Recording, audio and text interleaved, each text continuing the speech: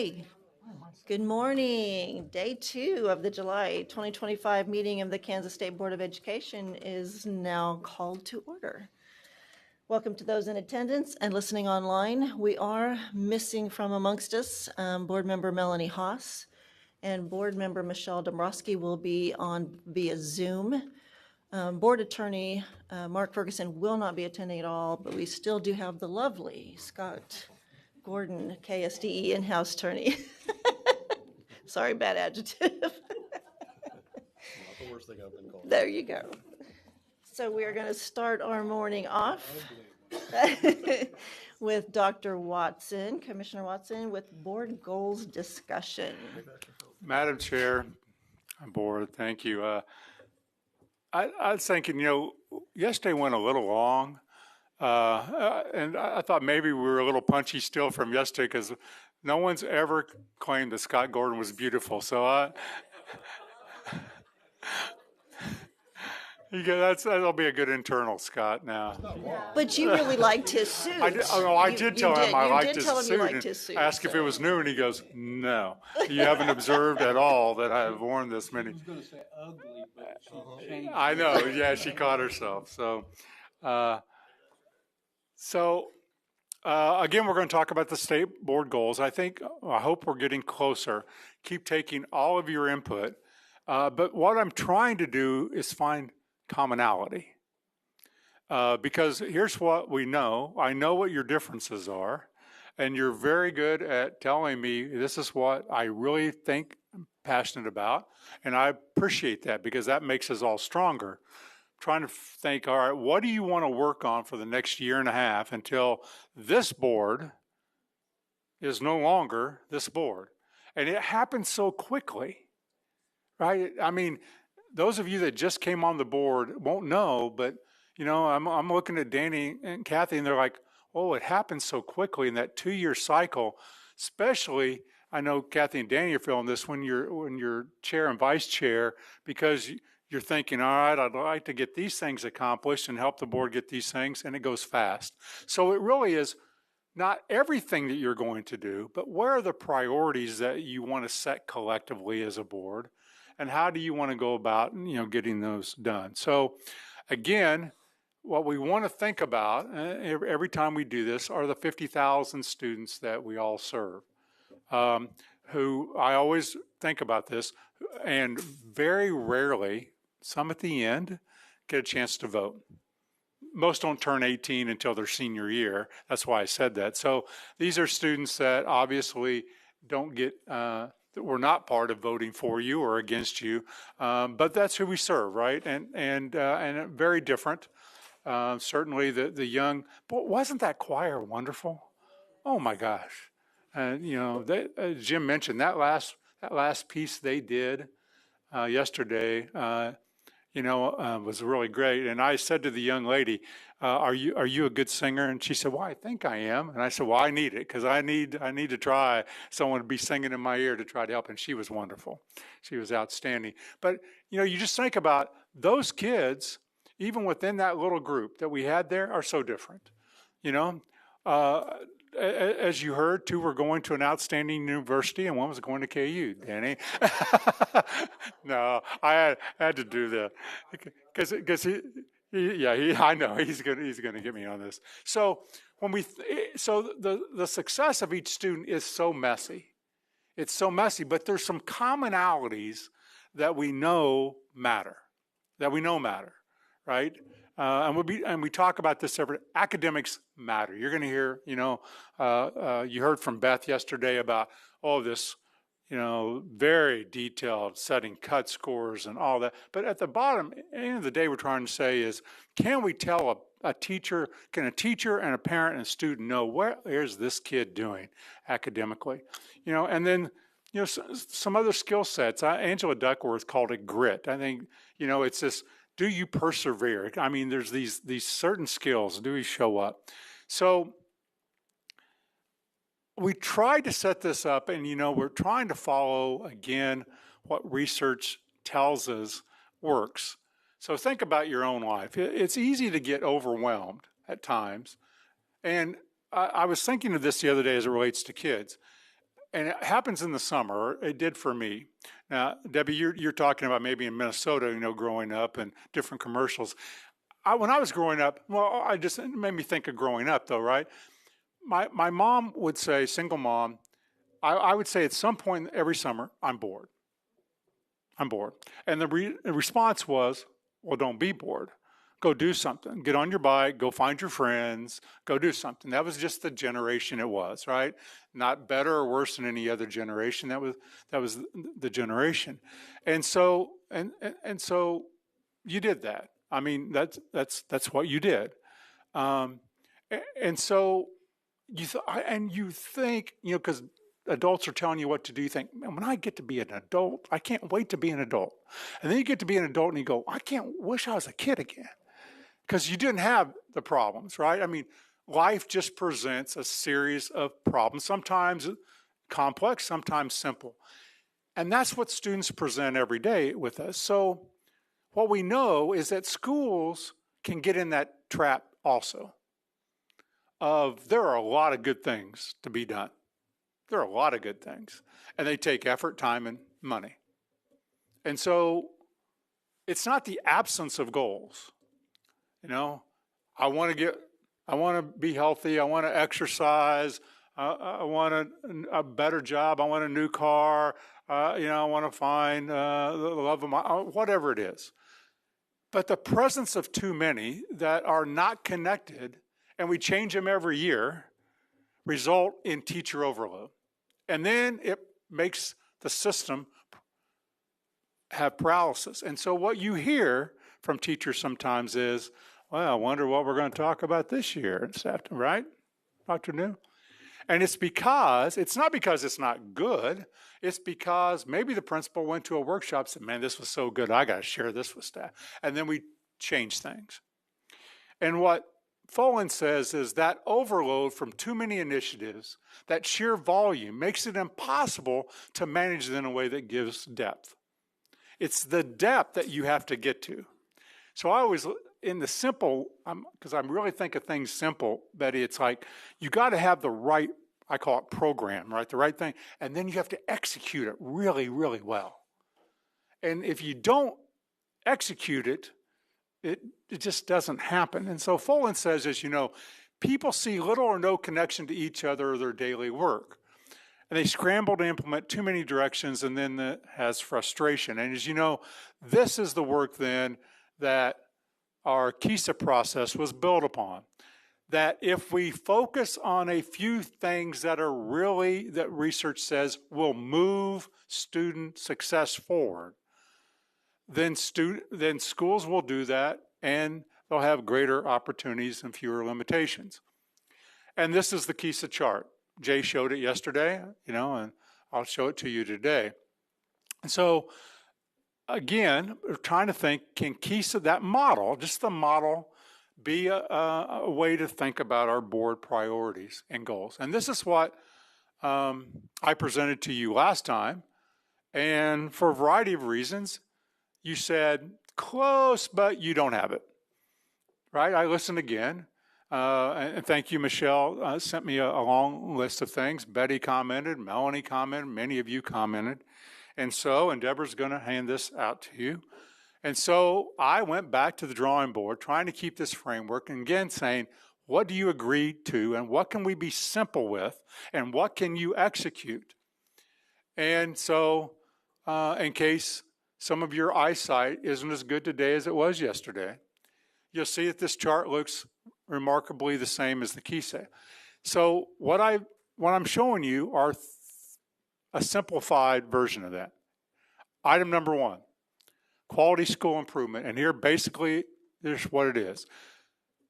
Because you've already voted on this. You support the 4 fundamentals of KSDE, starting with structured literacy. So it's all embedded right there. So when we have reading corner, as an example, that would, if you adopt, that would be a priority of the board. The KSDE fundamentals would be a priority. That's item number 1. Item number 2, we've talked about this.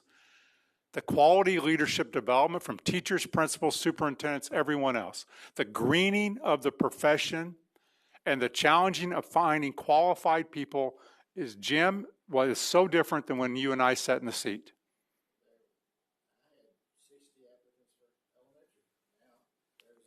Zero.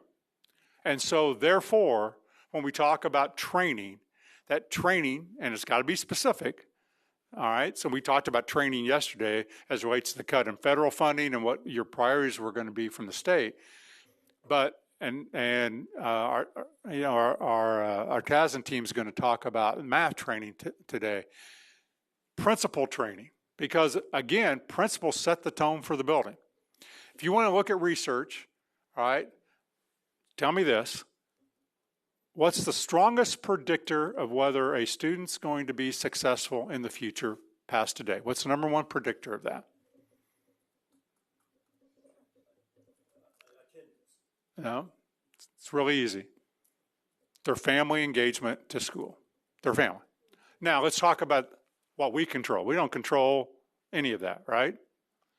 So the strongest predictor of what we control is the teacher that student's going to have. Okay? Along with the curriculum and all that plays a role, but all those resources. But next to that is the principal in that building. That principal in the building will determine priorities, will determine culture, has a big impact. So we have to develop principles different, Dr. New, than when you were starting your career in it, because they're less experienced than you were. And that's not a knock. It's just the ascendancy's faster. Superintendents are less experienced. So leadership development, I heard from you, common out, and teacher, that's teacher development. Again, we'll hear about that with Matt today. And then you've said to me in various ways, we have too many policies or too many regulations, or they're disjointed, or if we took some of these off people's plate or modified them or put them together, we could streamline then what schools do. We could get some of this stuff off their plate. Some of that is federal or state law, of which you have influence but not control. Some of it is your own regulation or other regulations in the state. So I have boiled those down to 3. Not everything that you would work on, obviously, but 3 in those areas. And then when we plan board meetings, we would first start with these 3. Not that other things aren't going to come, but we would start with these 3 and try to say, policy alignment is big in itself because that's hundreds of pages of policy, right, that we'll have to go through. But we start with these and we work off of that. Commissioner's report would be that. Your staff and educator reports to you. Of course, Friday notes. As you engage in educators, you can clearly say, here are the priorities for this board, not the next board, because we don't even know who will be seated at that time. And then as you community engage. If you start to like this, and when I'm not asking for a vote today, we would ask for that approval in August. Then we'll bring you back exactly the time frames and the measurables, going forward. But it can't set those. I think you heard Beth say this yesterday. And Jay, we can't set the growth for academic till we set the cut scores. Can't move to the measurables till we know what the goals are going to be. So you have that in front of you. It is on the screen. And I'd be happy to answer any questions, Madam Chair. Betty. Thank you, Madam Chair. Actually, I probably should have waited before I put my name on because the second quality leadership development, that was one I was going to touch on in terms of measurable. And you just said we have to have the goals before we can look at the measurables. But for me, if I can't figure out how you're going to measure it, then to buy into the goals is problematic. So that's a cycle that I'm in. While I like the idea of quality leadership development, and I think it should be there, I'm struggling because if we can't measure improvement or see what it's going to improve, then it's a problem for me. So I don't know if maybe you could give me an idea I will. of what you would look at as far as measurables, so that either I say, okay, that's great, or not. Okay, so let me just undo this for a second. I'm gonna go back to something I share with you every time. So the first measure, or the first target, let's just say that, everything we're doing is trying to improve the likelihood that students will move tomorrow to be more successful than they are today. We can't guarantee that. We're trying to tilt odds, right? That's what we're doing. So we're going to be looking at research. So I'm going to come back directly to your question. So if we're going to train a teacher, we want to train a teacher in, you're going to hear about this in math. Or you've heard from Maury about literacy, in ways in which will improve their instruction. And we know if we can improve their instruction, we can impact the students, Betty. So we would be measuring in that case let's use letters. How many teachers have completed letters training as the first step, or have the seal of literacy? Let's just say that, because there's other trainings other than letters. We would hope to have 100% of teachers in the early grades who are teaching kids how to learn to read have the appropriate training. That's a measurable outcome, and it directly impacts then that. So that's an example. And then principals, same thing, that 100% of the principals who are leading elementary schools who teach kids how to read would have would be able to be trained and have the seal of literacy. Okay, Madam Chair, bear with me just a little bit on this, because what I'm saying, when you first started off and you talked about, your first screen, how we have too many things on there. And so for goals to be attainable, you don't want to have so many of them that you are fragmented or dividing your time. And so for me, your first and third items were perfect. I could see that. I could see how you would be able to measure that in a short term. But when we talk about quality leadership development, to me, that's kind of a long-term goal. And if we're looking at measurables, and that just kind of seems like it's going to take a lot more time, I am wondering, and from my perspective, I would love to see just the focus on, of course, we'd work on leadership development, but just your goals that would be measurable, and where we could see some results short term would be just the first and third, and only just making them 2 versus 3. I am not sure, when we look at defining goals, if there is a number. I thought it was two goals would be really reasonable and attainable. I don't want them set so high that we can't shine in certain areas. If you think that having 3 would be realistic, that's fine, but for me, it seems like a bit much. And I don't disagree with anything that you said. I think as we set measurables, we're setting those for the next 14 months, 16 months. So we would set the measurables. This is what we hope to accomplish in any of these. We may not get all the policy regulation alignment done in 16 months. I mean, there's a lot to do there, but we could have a huge chunk of it done. And that's what, if you decide in any way this is where we're going to go, then we would start to put out what are the priorities even within that to start to look at that we want to take a look at. And because of that, just saying that, if it were 2, then that would give you more time to allocate where this could be accomplished. I mean, they're great, but I'm just saying from a realistic perspective, just as you talked about teachers being overwhelmed with too much and it ends up taking away, I would love to see something that is reasonable, that does not have so much of a demand that we just can't skyrocket in that. So I'd love to see just the two. Thank you. Debbie? Thank you, Madam Chair. So I'm not really that anxious about whether you have 1, 2, 3 goals necessarily, because I think at the end of the day, we're all going to have some kind of goals that are centered around improving outcomes in education.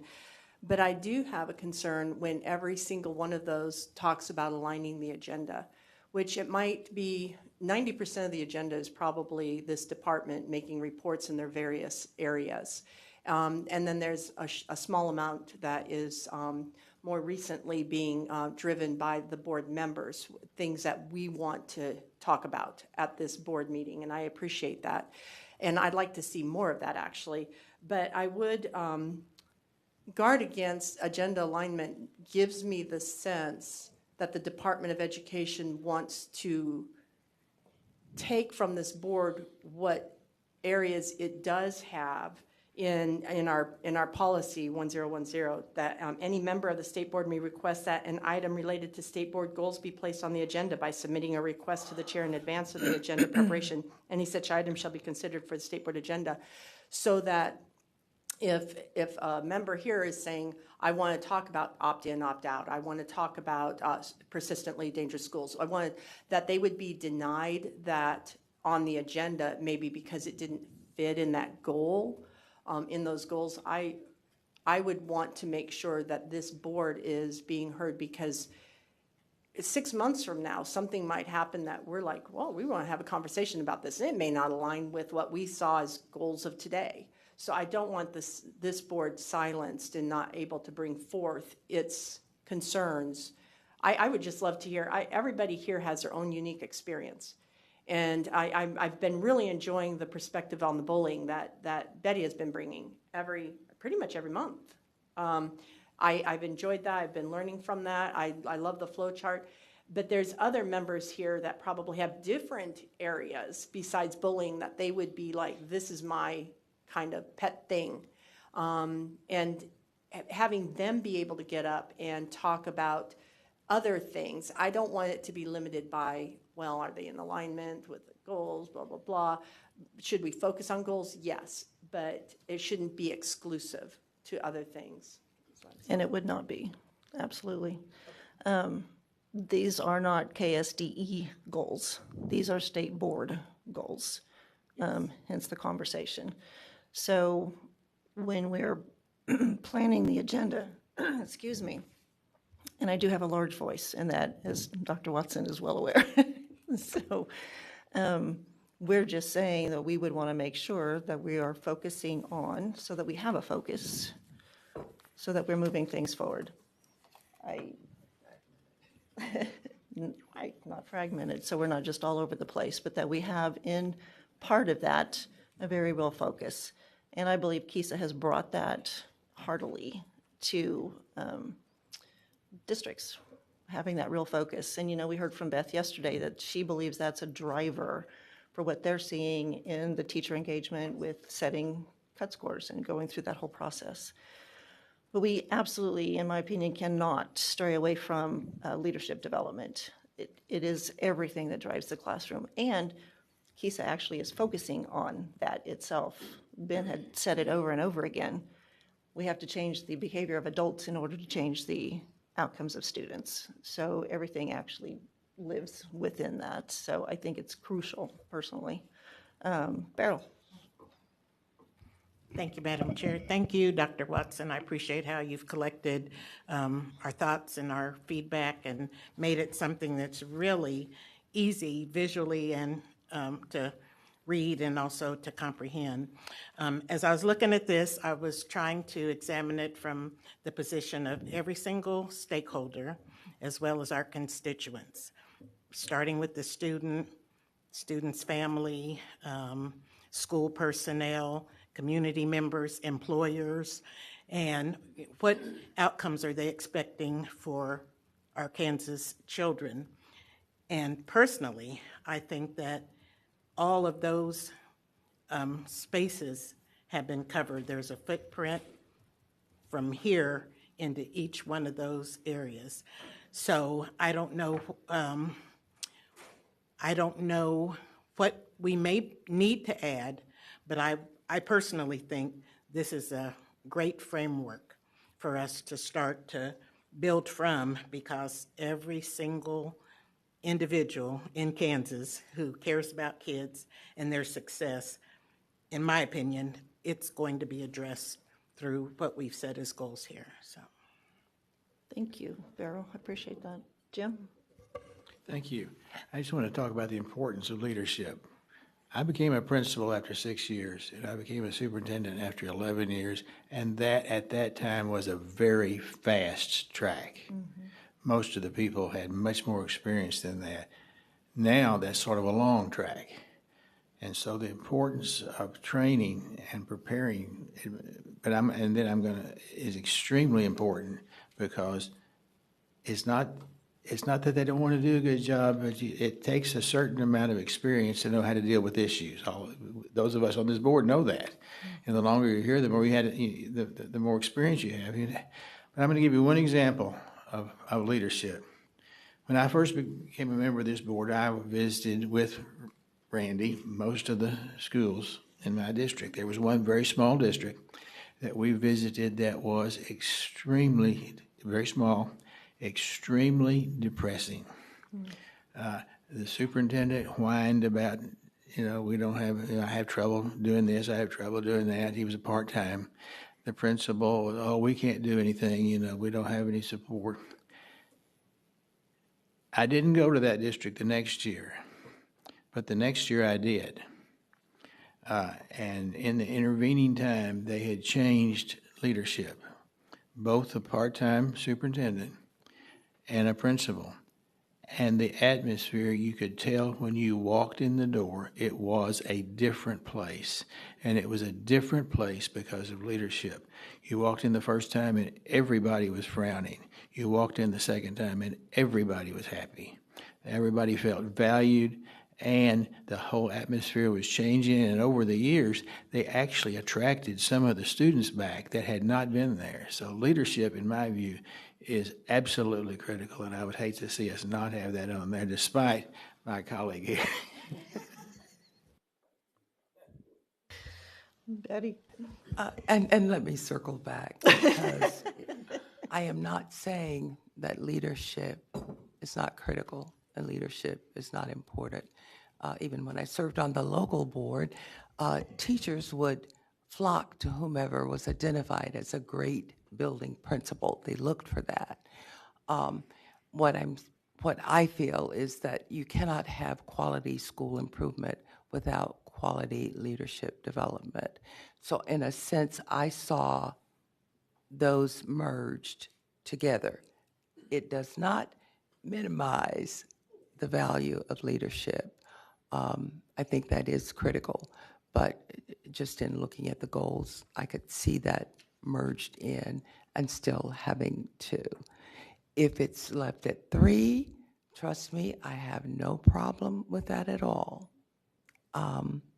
because I spend a great deal of time trying to lead my colleague. Danny? Thank you, Madam Chair. I just keep going back to simplify. The leadership, the teachers, there's so much extra stuff that they have to do except do what they want to do, is to teach those kids the academics, whatever class that is in. And we have all this other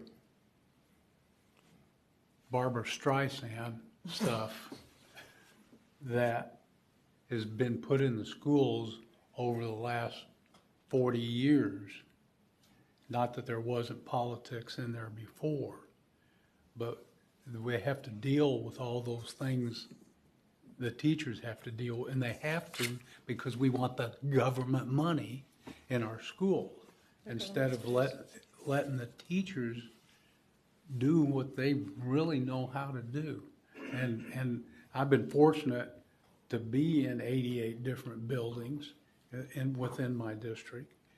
And it's great to see what's going on, but when you listen, when they feel comfortable talking to you, when you listen to what the teachers are telling you, they would like to see things simplified. Yeah, and that's where the policy comes in. Big time. Yeah, And we don't have,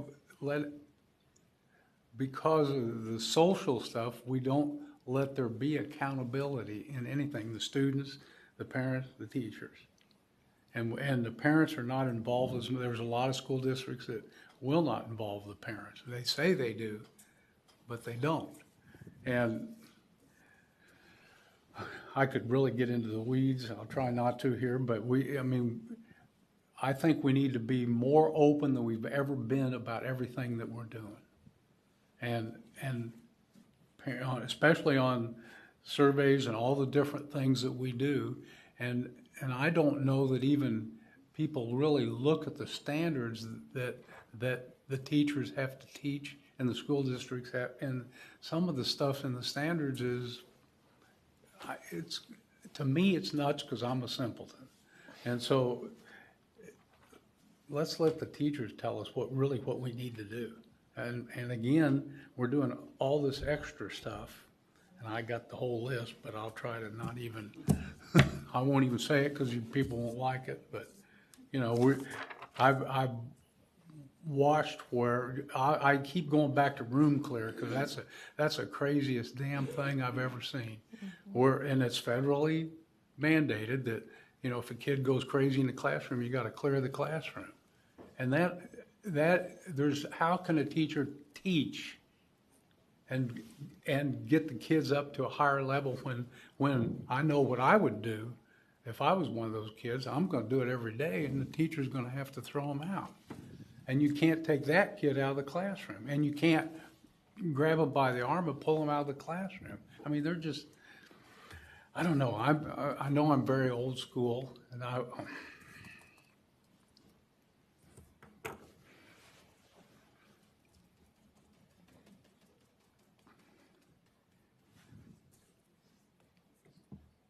with all the extra stuff that we have in the schools, I believe we're causing mental health in our kids. And that you'll never change my mind there based on what I've seen and based on being in classrooms, sitting down on the floor with young kids. They all are at different levels. They all have different, if there's 20 kids in a room, there's 20 different personalities, and we're trying to train them to all have the same personality. I want each one of them to be different. And we have 10 different board members here, and thank God we do. And we all have different perspectives on everything. And I want our kids to get the best academic education they can, and then learn to be responsible, but that's based on what's going on in the schools. And we have all this extra stuff, SEL, DEI, library books, surveys, standards for pre-K. We have bathrooms everybody shares now, and I've been in them. And you're just asking for a lawsuit and stuff like that. And even in the grade schools, they're putting in new bathrooms, and shame on the local boards where they have the boys and the girls on each side, and they share the hands cleaning and everything in the middle. That's at the grade school, so they're subtly putting in their mind that it's okay that boys and girls can be in the same bathroom when we get to the high school. And I've seen it, and I've seen it, and that's what's going on. And and instead of letting the teachers do what they need to do, we have all this political stuff that's going on there. And hey, if somebody wants to be something different, that's okay.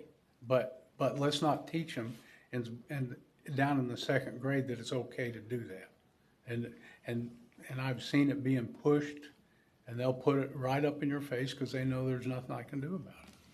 So I don't know. Maybe I'm not making any sense. Okay, but leadership is real important, and that's the other thing, on leadership. Just, you know, we need people on leadership maybe that haven't been in the classroom, but maybe their number two person has been in the classroom a whole bunch, but they have a different perspective of how we're gonna get to the end result and get these kids. Just like I want to teach K to 12. You know, I want kids to be kids because they all develop at different levels. And we say, well, kids can't read. And I agree with what we're doing with reading. Well, that's right. Today they may not be able to read. And this person over here, this kid over here can read 10 times better than them. But then maybe 2 years from now, the way they develop, they can read better than that kid that was number one in the class. And I don't know, maybe I'm not making any sense, but it's just based what I've seen. And there's so many educators and administrators that we need to have them speak up, and the parents speak up, and not be afraid to speak up about what's going on. And it seems like, and on both sides, it seems like the activists are the ones that everybody listens to, instead of what we really need to be doing for the kids. So, and I don't want the federal government telling Kansas kids, because they don't have a clue of what Kansas kids need. And I don't have a clue what the kids need either. But the teachers, they know what the kids need. And I'm not talking about, they know if those kids in their classroom, what they're doing. That's just what I've seen. We start talking about all these assessments and all this data. That's a whole nother thing, data collection and stuff. Again, that's all extra stuff that everybody has to do. And instead of focus on academics. So I'll shut up. Thank you, Madam Chair. You're welcome. Dennis? Well, I enjoy this kind of conversation because I think it's really important that we, hear each other out, and because we'll come up with a good set of goals. And I like this for the most part. This is really helpful. Thank you, Dr. Watson, for working on this. I think that the school improvement days have been a real encouragement to districts. The one I attended, I would like to see it happen again, because I had a good experience. And watching the administrators and teachers work together and really be engaged, I think that was a real positive thing. And I see a case of having encouraged them to really focus on the future and the things that they can change. And Danny, I think that's what really we're hoping for, is to see administrators and teachers come together and work on the things that you're describing, because they can figure it out, and their local board members coming and being part of that. So I really think that's an important part. And then with the leadership development, I think that's just, I agree with Jim, and I think everybody here, as we visit schools, we can tell what that culture is. That really is, you can't really put it on a piece of paper, but you can see it and feel it. And I kind of have a personal experience with that locally there. I have a young neighbor boy who was expelled, and he's being driven to another grade school now, and it just has changed his life because of the leadership, I think, in that experience, that change. So that, to me, you can't figure that out any other way, but the reality of what is happening in his life as a 12-year-old. What I would, what I would like to see us really zero in as a board is the policy and regulation and alignment. I think that is kind of our 30,000 foot view that we can really make an effect. And the words eliminate, you know, when you talk about what you had on the board there in the beginning of making things simple, I think we can try to find those things that are cumbersome. And if we identify that and then actually take action against it, part of the problem with not being good leaders is not addressing things that aren't working anymore. So I would make that a big priority for us. So anyway, thank you. Dennis, you left out a little bit for everyone else on the board of that success of that young man that was expelled. I hear there's a local farmer, not just down the road, that's committed a lot of time to his development. So I'll just be real short. The best advice I ever got was from a friend who said, make a 5-year plan. Make your 5-year plan. You don't have to stick to it, but have a plan. Where do you see yourself in 5 years? And that's good advice. It's like setting goals, or plans are like setting goals. This is what I want to achieve. At my age now, I just make 2-year plans. But I'm down to one. 6 months. I'm down to one, stay in line. So, you know, whatever goals or plans we decide to use, they're going to be here for approximately close to 15 months. Academics should be the highest. How do we achieve that? What are we going to do? That's what I'm hearing. I know teachers and principals and even superintendents are afraid to speak out because they don't want to lose their jobs. So how can we help them not be afraid, at least to communicate with us and let us know what can we do to help you? So those are my thoughts, and I'll leave it at that. But goals and plans are a good thing, 2 years, 3 years, whatever you do, because you need to know where are you going to be in 5 years. You need to know. In my 5-year plan, this was not in it, to be on the state board. Okay. But it happened, and I'm glad it happened. It's been a good experience so far. So I'm hoping at the end of the 4 years, it will be the best thing I've ever done, besides raise my kids. So thank you. Well, I say kudos. You know I love this, so I think it's great. I'm good with the pulling it down to the 3. I think we're still encapsulating everything you and I talk about through the quality school improvement, which obviously deals with the technology I'm big about personally, and I know several members of the board have expressed to me that's on their radar as well. So, you know, there's a lot that envelops within these that we can find those measurable places that we want to do. So I also thank you for the work you've done on this and trying to listen to all of our stuff and bring that together. That's quite the achievement. So I appreciate the time and the work you put into this. I don't see anything else. let's talk about who's put in a lot of time.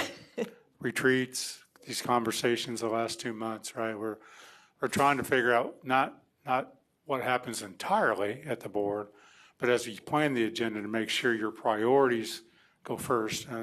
You know, and in our generation of leadership, Stephen Covey was really big. He said, start with the end in mind. Right. What do you want to accomplish first? Because the urgent will always take place. Just this month, right, ESSER was reinstated and title funds were cut. Right. Literally in the last 30 days. So we have to deal with that. That's always the case.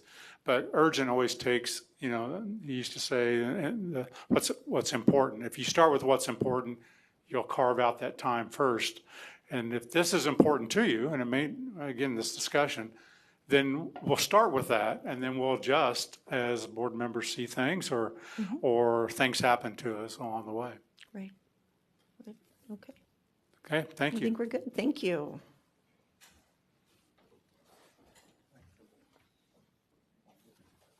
Yes, and I do. And I do thank all of you. Thank you, Danny.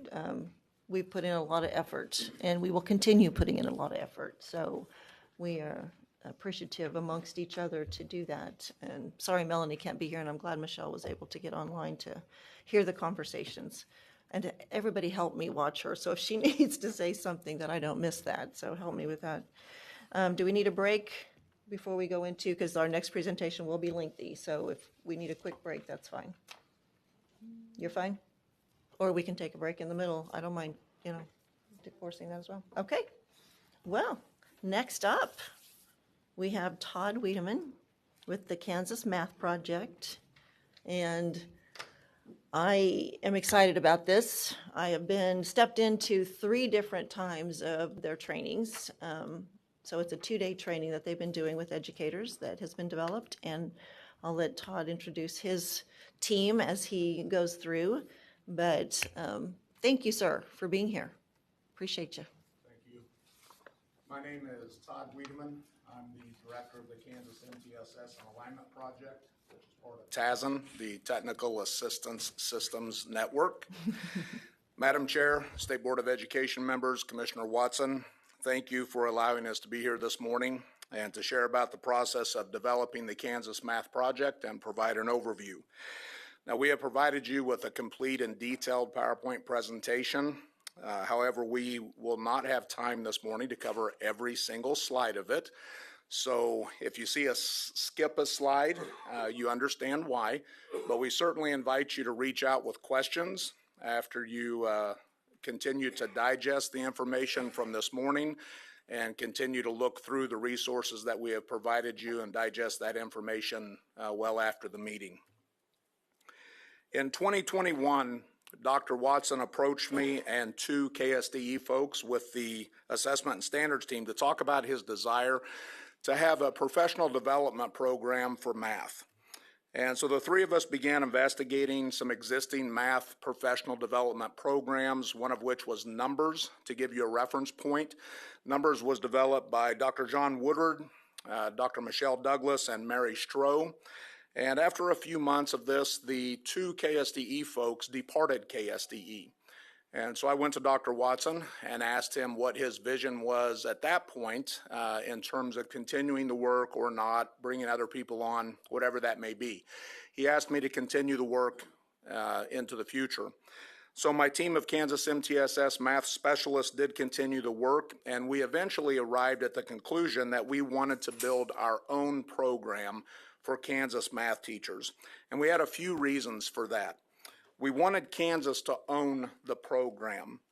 We wanted it not to be at the whim of a company or a publisher in terms of program updates, program survival, and overall program sustainability.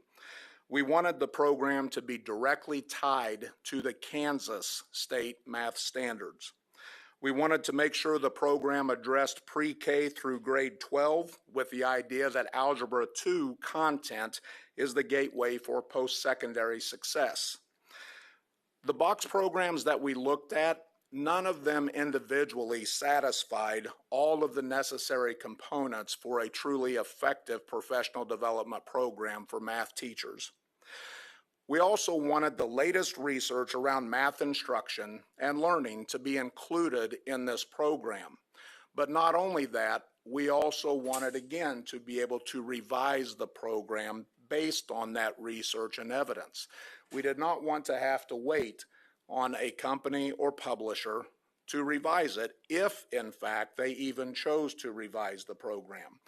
We wanted to be able to revise it just in time, as needed, as the research and evidence comes to light, which is always happening. We also wanted to develop the training to go with the program so that we could ensure that it is interactional and relevant to all Kansas math teachers at all levels. So I pitched this conclusion and the idea of actually building a program for Kansas to Dr. Watson. Didn't know what to expect. He supported it. Asked me to develop a proposal for the State Board of Education at the time, which I did, and they approved. So then I thought, I wonder what I've gotten ourselves into. We continued the research. At that time, we reached out to Dr. Brad Witzel, the Adelaide Worth Daniels Distinguished Professor of Education at Western Carolina University, and Dr. Sarah Powell, Professor in the College of Education at the University of Texas at Austin, and Associate Director of the Meadows Center for Preventing Educational Risk, to talk about our concept and to inquire whether or not they had the research and evidence to support our concept. Well, in fact, they did. They had the evidence and the research to support our concept, and they were also very excited to jump on board and assist us in developing KMP. Over the course of the next 3 years, we developed and piloted KMP across the state. We utilized over 230 Kansas math educators from every level to assist in reviewing the Kansas Math Project and provide feedback throughout the development process. I also created a KMP Advisory Council that was in existence through this last spring. We communicated all proposed changes, ideas, potential changes, etc., to this advisory council to garner their feedback and their support before proceeding. 8 school districts participated in the initial pilot of KMP. They provided crucial feedback, allowing for further refinement of the KMP modules before we released it across the state. Now, during this time, I routinely updated Dr. Watson, Dr. Neuenswander at the time, Beth Foltz, and eventually Dr. Proctor when he came on board. I gave one overview update to the State Board of Education early on in our work, and I do want to point out Dr. Watson has always been very supportive of this work. We rolled out the KMP with statewide in-person trainings during the 23-24 school year. These in-person trainings continued throughout last 24-25 school year. While these in-person trainings were happening, the asynchronous option also rolled out via Moodle. Math educators not only in Kansas, but across the country began enrolling in KMP online. The feedback we have received has been overwhelmingly positive and supportive. We have had many folks from other states inquire about this work, actually attend, and plan to attend our in-person trainings. We've had many states actually inquire about us coming to them to provide the training in their state. As of July 6, we have 1,679 participants in KMP, both synchronously and asynchronously.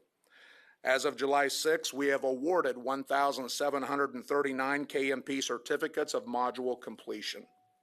Some districts, such as Dodge City, USD 443, have taken KMP on district-wide as a required professional development for all elementary, special education, and secondary math teachers. The purpose of the math project is quite simple. It is to improve teachers' understanding of evidence-based strategies, teaching strategies, and math content, resulting in stronger math instruction for all students. Obviously, if math instruction improves, we expect student performance to follow suit. This program brings to light a lot of crucially connected conversations within the buildings and districts that we have witnessed during these trainings. Some of these conversations that we've witnessed include standards alignment, the progressions of standards, evidence-based instructional strategies, evidence-based curriculum, curriculum alignment vertically and horizontally, and needed systemic changes, to name a few. As you learned about the Kansas Math Project today, I'd ask you to not only keep the 4 fundamentals of KISA in mind, but also the structures and lead indicators. I believe it will become abundantly clear how the Kansas Math Project is inherently connected to aligning instruction to standards, using data to inform instruction, and promoting quality instruction through high expectations. I believe you will also come to understand how the Kansas Math Project helps to support the Kansas School Improvement Model's implementation of 3 of the 4 fundamentals through all of the structures and lead indicators. I'd like to take this opportunity to publicly acknowledge the timeless energy and effort given by Dr. Witzel, Dr. Powell, and the folks present today, our Kansas MTSS math specialist, team lead Carrie Heidi, if you'd stand please when I call you, Carrie Reese, Eileen Colling, Andrea Heck, one of our Kansas MTSS early childhood specialists, Leah Harding, and our Kansas Math Project liaison, Natalie Patton. Thank you. With the support of hundreds of educators across the state and Dr. Watson, these folks are truly the people responsible for the Kansas Math Project coming to fruition. It is receiving national attention, and it is the only program of its kind in the country. EAB, formerly known as the Education Advisory Board, recently recommended KMP to their 2,100 plus districts, colleges, and universities across the country as a means for evidence-based math instruction professional development. At this time, I will turn it over to Carrie Heidi to begin walking you through the Kansas Math Project.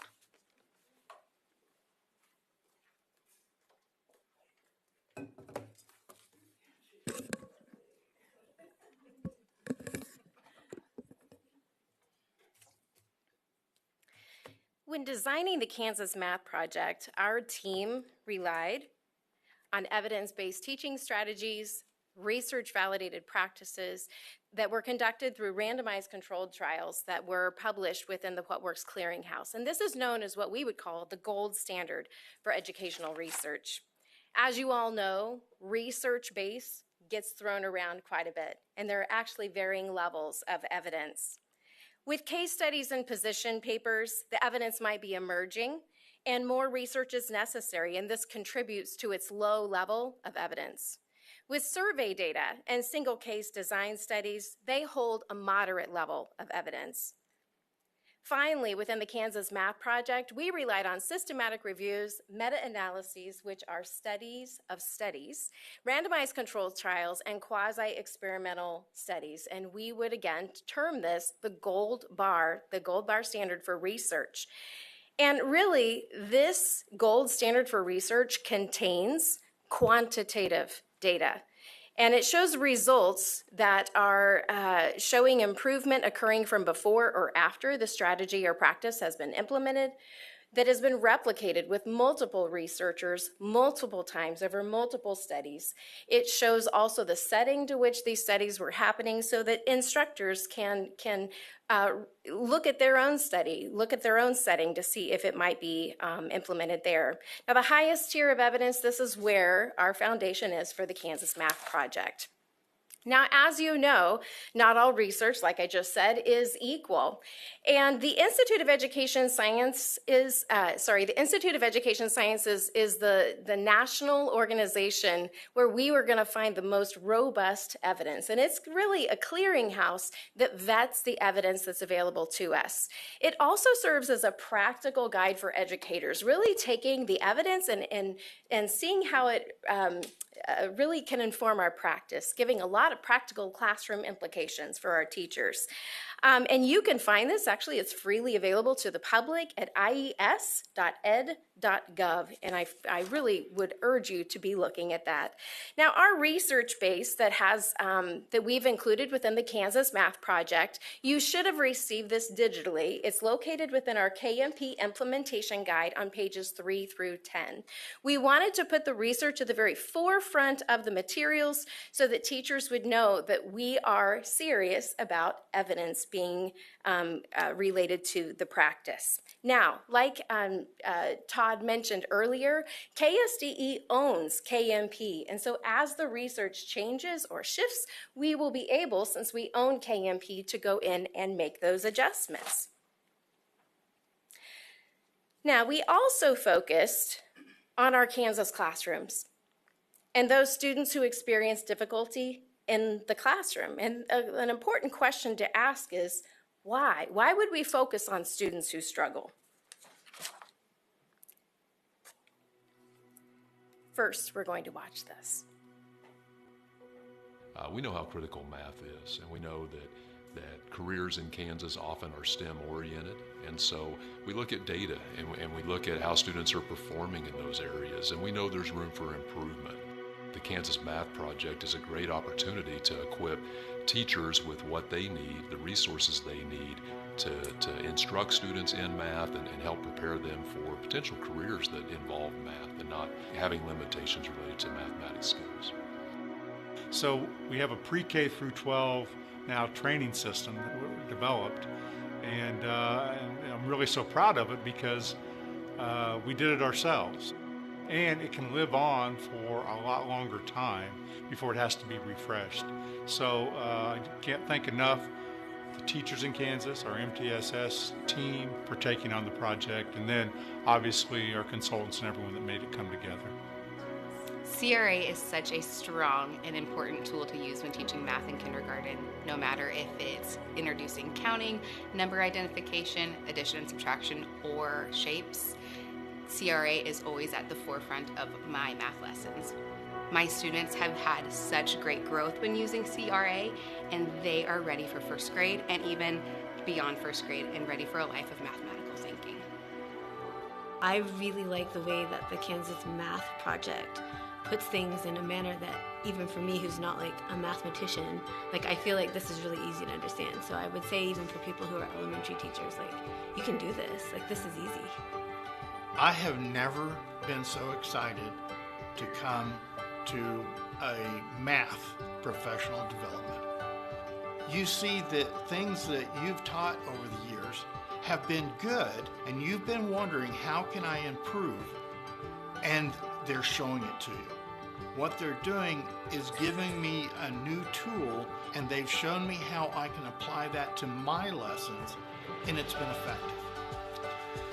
So as a district leader, the Kansas Math Project was really important to me, particularly to help better our knowledge around evidence-based practices throughout our district. I think in all of education, but especially in math, you have a lot of different ideas that get thrown around, and it's important to know which ones are actually grounded in evidence and will be better for teachers and certainly better for students in the long run. I think graphic organizers help students with difficulties because they're able to have work outside of their working memory. They can look at something concrete to help them work through the problems, and then they take that new knowledge and retain it back to the information they already have stored. I kind of use it all the time in different ways. The place that I found it the most useful is more on the math practice standards side of being explicit and telling them this is how we work a math problem. Often kids who struggle in math, they also struggle in reading, so they would often see a word problem and not even try to attack the problem. So now having clear protocols, students can know how to attack a problem now and decide between the different types of problems. It's a huge success. It's provided a lot of ideas for consistency across our grade levels. If we're looking at key vocabulary to use consistently across the building, or our problem-solving strategies, things like that, we want to build that consistency across our grade levels. We take the attitude that every student can be excellent in mathematics if our staff have appropriate ways in which to teach them, acknowledge where those gaps are and what the deficits are, and then how to fill in those gaps for them.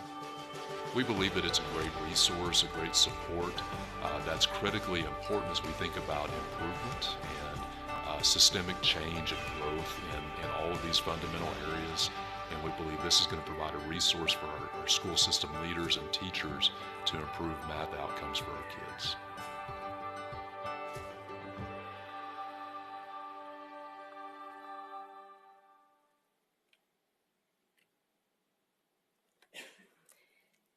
This is our 2024 Math State Assessment data. As you can see, roughly 68% of our students have limited or basic ability in math. This means that over 2/3 of our students are not on track for college readiness. Students in level 2 are doing grade level work as defined by the standards, but not at a depth or level of rigor to be considered on track for post-secondary success. In addition, all of our students are general education students first, meaning that they need to receive high-quality instruction during core math class, high-caliber math core instruction. What all students receive is the best means of supporting all students. In addition to this, we have what Dr. Brad Witzel calls an arithmetic to algebra gap, meaning that many of our students, they seem to be proficient in math at the elementary level, but their proficiency at the elementary grades doesn't necessarily translate into readiness for algebra. We hear this in conversation around the state with our secondary math teams. Students are not prepared for algebra. We also see this in both our state and national data. As students advance in grade level, proficiency levels steadily decline. The National Math Panel found that overall, secondary math teachers believe that students aren't prepared for the complexities of secondary mathematics. Among the weakest areas of understanding are whole number computation and basic fact combinations, rational numbers such as fractions, decimals, percents, and word problems. In fact, when we survey our general education math teachers, they routinely say that their students do not know their basic facts. And when encountering a text-based problem, oftentimes students just don't even know where to begin. The Kansas Math Project has been developed to precisely attend to these problems and others by providing teachers with the evidence-based strategies and practices that have proven effectiveness for students. One common myth that underlies basic whole number fact fluency is the myth that timed measures actually cause math anxiety, when in fact the literature, specifically Gray's, Reimer, and Schwartzmiller 2017, as well as the 2019 IS Practice Guide that I referred to earlier, titled Assisting Students Who Struggle with Mathematics, along with many, many other peer-reviewed studies, state that timed measures actually improve math performance, especially when coupled with individual goal setting. This seemingly small disconnect between evidence and practice has a true impact on the children of our state. Success with basic facts serves as a foundation for later success with computation, with rational numbers, and more complex test-based math problems going all the way up to calculus. It's all about using the right strategies at the right times. And it's critical to dive deep into the evidence and translate that evidence into classroom practice. What we do in our math classrooms matters now and later for the children of the state of Kansas. Now, the Kansas Math Project was designed with two aims in mind. First of all, we want to equip our teachers with the evidence-based teaching strategies that they need. One of the things we often hear when we're talking with teachers across the state is they may have only had one course with math instruction, whereas in reading, they most likely had a number of courses, right? We also have a second goal. We want to make sure that every math teacher in Kansas has a strong understanding of the content, of how to do the math. Like I mentioned, we often encounter teachers who might be teaching a 5th grade math class on fractions, and they have to go back and teach themselves, right? Or learn from a colleague. How do you teach this? Because they just were never taught, right? The Kansas Math Project fills both of those buckets. Now, I also want to make mention of another document that we'll be passing out later, which is the Science of Learning, and this is actually linked within your KSDE vision for quality instruction. Now, one critical area of research comes from way back in 1978, called the instructional hierarchy. And this was brought forth through the work of Herring et al., and again, 1978. Now, within the instructional hierarchy, there are what we would call phases of learning. And by the way, this occurs with all learning, whether you're learning how to fly an airplane, whether you're learning how to make a new pie, whether you're learning how to play the guitar, type, play the piano, anything. but especially with math problems. The first phase is called the acquisition phase, and this is where the learner develops the initial skill related to the content.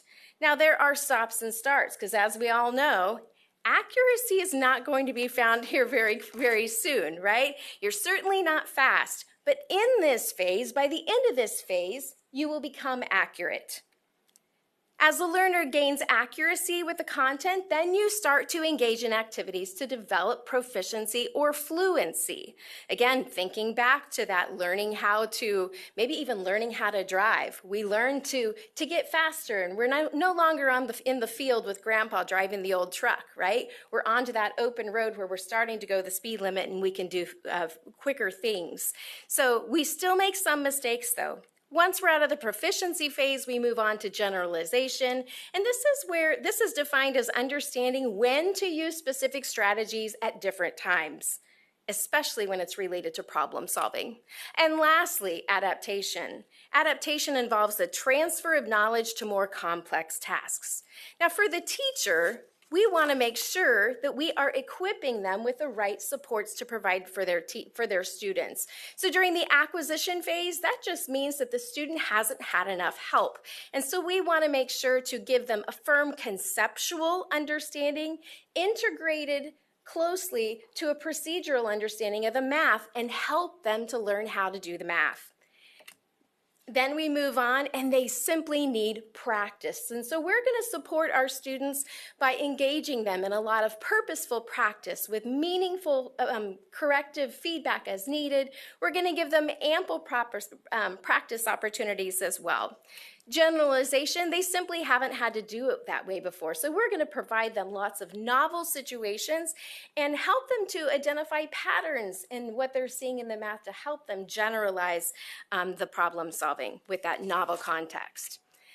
Now, the Kansas Math Project, we overlay the instructional hierarchy over our instructional framework we're giving the students. Now, I want you to notice along the left-hand side of the graph, errors and performance. As students move through the phases of learning, notice that the errors, the gray line, they start out pretty high. We can go back to our own learning, whether we're learning how to assemble a barbecue grill. How many times did we have to go back to the manual to figure out what was the right part to put in that?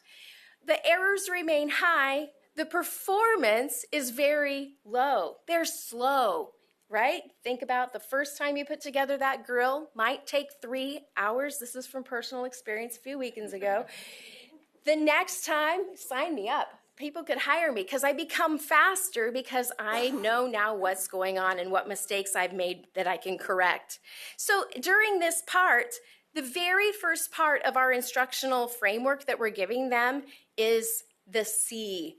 The C stands for construct a plan. We need to know our standards well, and we also need our teachers to understand how the standards are connected. What I mean by this is that when I have a third grader who is starting to do multiplication, I know that they have a firm understanding of place value going back to second grade.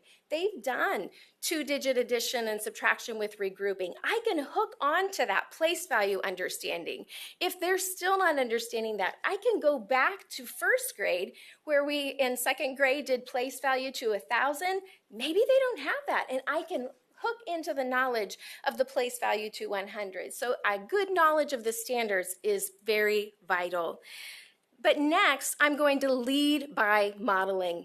Leading by modeling means that I am explicitly telling students how to do the math so that they can do it accurately the first time. I'm going to show them how to do the math. I'm going to have a back and forth dialogue, a very engaging environment with a lot of high and low questions. I'm also going to have a lot of opportunities for practice, and I'm going to be constantly evaluating or gathering data from my students on whether or not they're understanding so that I can know where to go from there. At that point, they are going to be engaging in practice, purposeful practice, then applying independently refining with data. And then the do is the developing and owning the math on their own. And that is where I'm going to be giving them novel tasks, novel word problems, so that they can solve the math. Now, within the Kansas Math Project, there are foundation modules. Foundation modules A through E, there are 5, and this is what they focus on. So Module A really spells out the non-negotiables and the belief that all students can learn rigorous math. Module B is going to focus, like I said, on that standard progression so that our teachers understand how the standards are connected and can inform next instructional steps. Module C is going to address the key delivery component of explicit instruction. Module D is going to focus on how to use data to drive instruction and intervention. And Module E is going to be iterated over and over with each grade band module, wherein we're going to help teachers learn how to really develop that understanding. It's going to focus on language, fluency, and problem solving. Now, Module A, just digging a little bit deeper into the modules, Module A is really serving as a launching point for the entire project because we need our educators to have a firm understanding that our students need to have all across Kansas proficiency in mathematics through Algebra 2.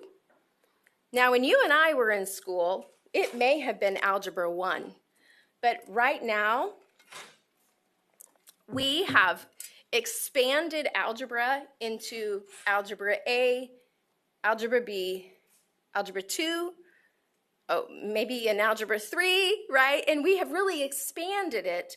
We need them to be proficient through Algebra 2, right? Well, why? This goes from pre-K all the way to Algebra 2 that we're constantly building and building and building because we know Algebra 2 really, it makes us college and career ready. A strong grounding in high school algebra, math through Algebra 2 highly correlates with access to college, graduation, and earning in the top quartile of income from employment. Success in algebra is also predictive of positive technical and vocational education and high-paying STEM careers. Notice that it's not just college. It's other vocational fields that when students have a firm understanding through Algebra 2, it opens up a whole vast amount of career options for them. Students who took Algebra 2 level content in high school were 3 times more likely to achieve positive post-secondary outcomes. Proficiency in algebra is also recognized as the true gatekeeper to student success in less emphasized markets, such as careers in technical fields and vocational fields. And Algebra 2 also prepares students for 3 times greater success in post-secondary education, in addition to aligning them with vocational and technical careers. I know personally, I have 3 children in their 20s, and being proficient in Algebra 2 literally opened a gateway of options for them. We don't want to limit our students' options. We want them to be able to choose what they want to do post-secondary and be successful in that. Now next, Module B is going to share a scope and sequence of math standards as well as instructional approaches. And it may be implemented across multiple math constructs. Now, if you're balking at the term constructs, what constructs means is there are various ways of doing math that help us connect the dots from grade to grade. In this particular instance, we're going to be looking at the construct called place value. And when I am teaching, first you're going to notice the 2nd grade skill, and the pictures covering it. Basically, it's a 2-digit by 2-digit subtraction problem using regrouping. So it's a 2nd grade skill. When I'm looking at that skill, it says what math was taught here. As a teacher, I need to be thinking about the essence of the standard. What is taught? And really, if you look at the standards, this is within the place the place value standards. And so I'm looking at what I'm currently teaching, but I'm also having an eye towards the future. I'm thinking about, okay, this might not be the right algorithm that I'm going to use. And by the way, we get the students to the algorithm, right? But I need to have that connection to place value, because if I'm looking to Algebra 2, I want you to look at how this nicely translates to algebra. We're expanding by place value when we're looking into binomials, polynomials. Again, we're latching that understanding in Algebra 2 off of an understanding that we've had all the way going through the math instruction from first grade, really, in this example, all the way to Algebra 2. And so by making this apparent in Module B, we have several constructs we look at.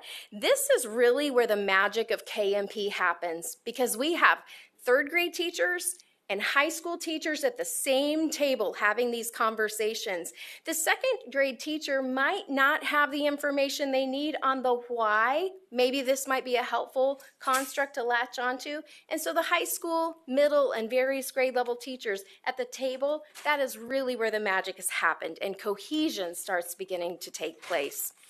By the way, that's when the math teams typically say, we need to meet again and do this more often. Now, Module C, this is where we're going to have a training, an instructional integration for this planning model that we're going to be giving them an unambiguous, very straightforward means of good instruction, telling the students what they need to be successful in math. And so this is called the Clear Do model of instruction. Construct a plan, lead by modeling, engage in practice, apply independently, refine with data, and then develop and own. And you'll see this over and over. Module D covers data and using data to drive intervention and instruction. And I want you to also notice how individualized this is for the student. Teachers know their students. They know what their students need. And this is just one means of helping to figure out the support teachers need to give their students so that the students can then have that support lowered and lowered and lowered as they become more independent. And oftentimes with a group of students with so many needs, it's hard to keep track of that. And so this is one easy mechanism that we can use. And then finally, Module E. Module E provides a format that will be iterated across every single grade band module. It starts off with what language students need to know to do the math content, what the understanding is that students need to have for the content, how to build fluency with the content, and then lastly, what elements are necessary for understanding how to set up and solve text-based problems. At this time, I want to invite Carrie Reese, another math specialist on our team, to walk you through some of the grade band modules. Good morning. I'm not going to say anything about moving the mic up. We often hear, tall and short Carrie, big and large, small, big, yeah. That's a lot of information. Would you like to take a break? This is a natural place. Would you like to do that? Okay. How? Okay. Perfect. Everybody.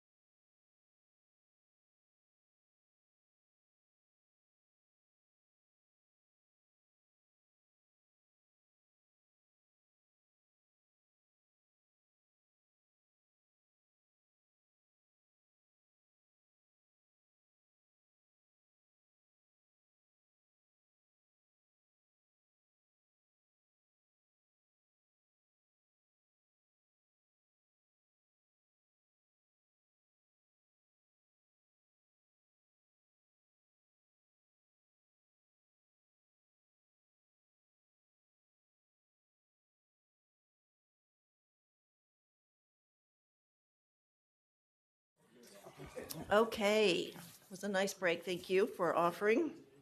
I think it was in great need for all of us, so we'll let you continue. All right. Well, my name is Carrie Reese, and I come from the western part of the state, which is the best part of the state, right? Right? Come on. So,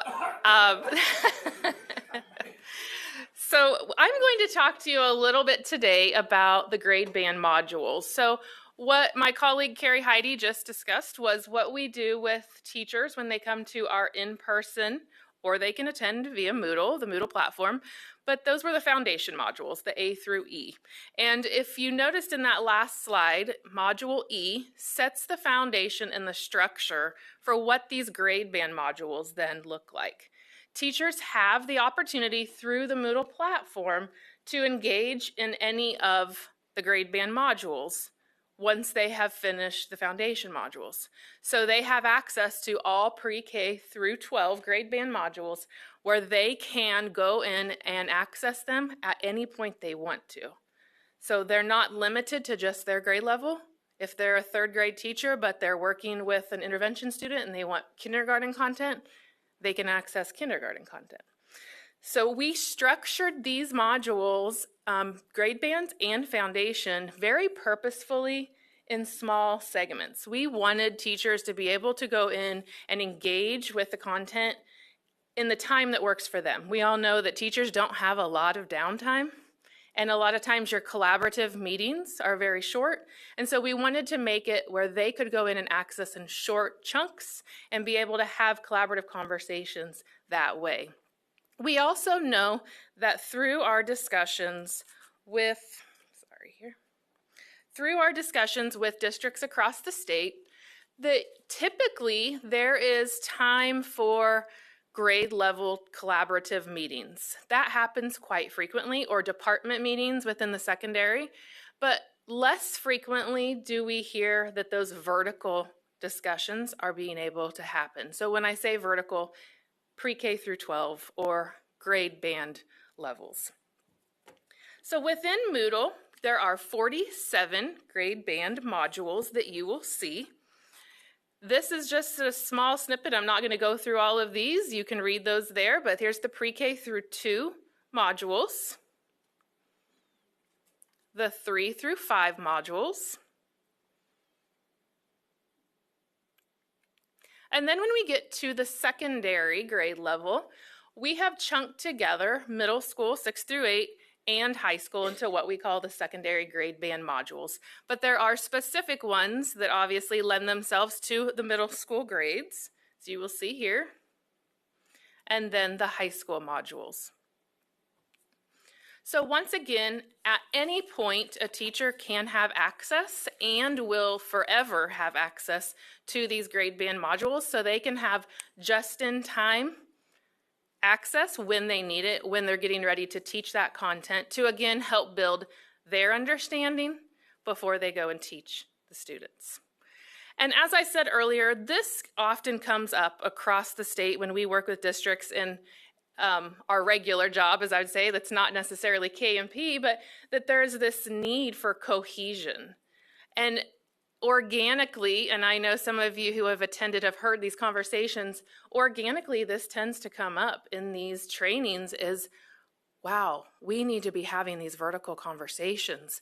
We need to all be on the same page with what we're doing, with no matter if it's within our building or within our district, when it regards to language, regarding strategies, representations, problem-solving strategies, anything that we're doing, how can we best help to create that cohesion so we're not making math more difficult than it already is for students? Because we know it's hard. What can we do to eliminate some of those barriers to create that cohesion?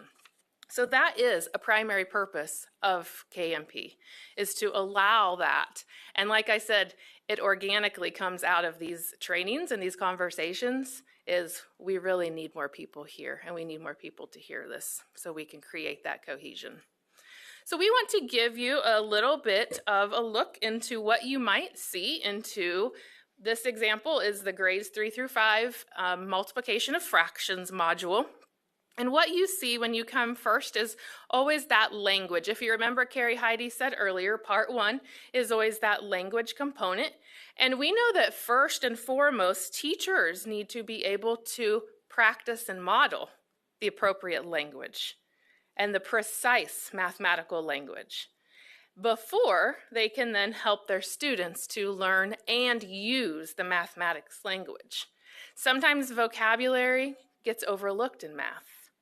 It's very intuitive in language arts, but sometimes in math, it kind of takes a back seat because you have so much content. So that is definitely one of the focuses in that part 1. And we utilize the KSDE glossaries, math glossaries, with this. It's definitely aligned. And this is one example of what you might see within the multiplication of fractions. And this is just a chunk, I will tell you. If you notice, it's in alphabetical order. So this is just one chunk. We know that students at every grade level are having to master hundreds of vocabulary terms in math. So it's very important that we're intentional about how we're teaching math vocabulary. These are a few of the resources that you will see within the Moodle platform. Not only do we have the list of vocabulary words on the left there, but on the right you also see 2 examples of words, and these are printable cards that the teacher has access to that they can print out when they need them. These could be used for word walls or for students' individual use, but notice there is the word, the definition, and then a visual for each of those terms as well. Part 2 is understanding. We know that it is very important that all the modeling and practicing of the concepts must aid in the conceptual and procedural understanding in tandem. We know that that is very important. So when we look at the understanding portion, we always start off with, we have to understand our standards, And we know that we typically can get very siloed in our grade levels. These are my standards, this is what I'm teaching. But we also know students aren't coming to us ready always for that standard. And so what are the prerequisite skills that students need before my grade level? How does that impact what we're going to be doing here? But also, what are the proceeding skills? How does what I'm doing impact later math? Because we know that we have to see it's intensely hierarchical math, and the skills build on each other. And so we have to make sure that through the KMP, what teachers are getting is not just, this is your 4th grade standard. Here's what comes before, and here's what comes after. This is one example that you would see within Moodle with the fractions of just some conceptual, concrete representational and abstract models that are used. So there's a lot of building from, like I said, the prerequisite skill to the higher skill, using the visuals, whether that be the concrete manipulative or the representation and the abstract, and then how do we bring those together? Again, we know that we have to always bring those together in tandem. The goal here is, again, intentional alignment, intentional cohesion. What are we doing to make sure we're all on the same page? Oftentimes when teachers get a new curriculum resource, we hear them say, there's all these manipulatives that come with it, and we don't know what to do with them, right? A lot of times there's not the training embedded for them to know what to do with them. So part of this is actually helping them to identify what representations are most useful across many math constructs over time. What are most efficient? How can we use this one from preschool or lower elementary through high school so that we are helping students to be able to make those connections across grade levels? Just one more example here of some of the various models that you would see within KMP and how those are used, from virtual manipulatives to the actual concrete manipulatives, always making those connections. We're going to actually show you an example activity that we do. This is an activity that we do within our in-person foundations training, and I'll turn it over to Carrie.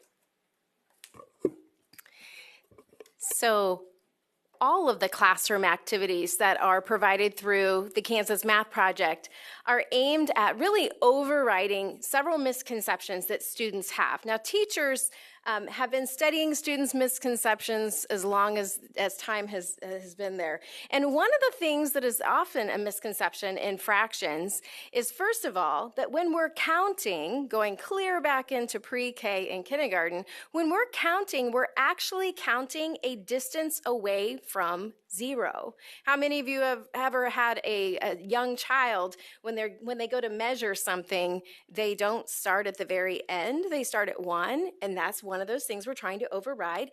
We're also trying to override the misconception that on a fraction with a denominator, oftentimes students think that the larger the denominator, the larger the piece, when in actuality, it's the opposite, right? The smaller the denominator, the larger the piece. So we have an activity we are going to invite a few of you to participate in. I did not give advance notice, so I'm just going to kind of announce it. When I call your name, if you could please just come up and stand just right over here.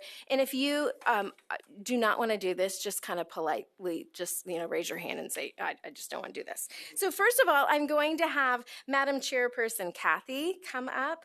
I'm going to have Board Member Beryl, Board Member Debbie, and I'm going to choose one more, Board Member Dennis. If you would please come up over here. I'm going to model what this activity is like, and if I didn't call your name and you just really want to come up, please do so, okay?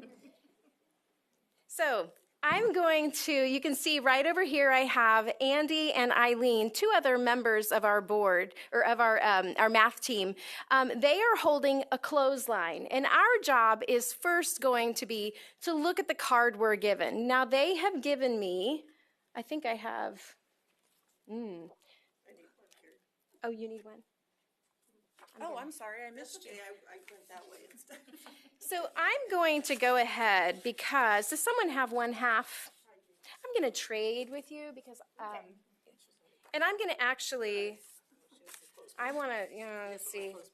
Yeah. Yeah, we'll go ahead and do that one. Okay. So if you guys want to slide over here so you can see, I'm going to have you guys actually come in because my legs are short. So I have 1/2. The first part of this is I'm going to look at the denominator and see that I'm going to have 2 different steps, right? So I'm going to start at 0, which is right here, and I'm going to step out 2 increments because that is my unit fraction. So this is going to help students override those misconceptions. I'm going to pace it 1, 2. Okay, it was kind of iffy. I'm going to try it again to get it just right. And I'm going to be placing my fraction card right in the middle. And so I'm going to say, this is 1/2, okay? And so I can see that my unit was 1/2, right? I have 1/2 here, 1/2 here. The distance is from 0 to 1 over there. I could also put my 0, I could clip a 0 there, I could clip a 1 over there, and I could change that. So I'm going to have us just start over here, and Chairperson Kathy, would you mind doing the honors of going first? And by the way, this is a time to make mistakes, right? We're overriding, not just for you, but we're wanting to address those misconceptions, and this is a very physical way we can help students to do that. Okay.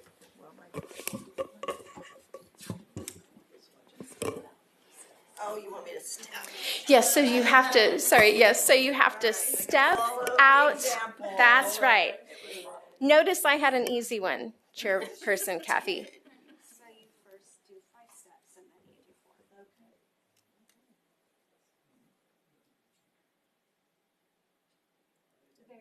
Okay. Very nice. Okay, who would like to go next?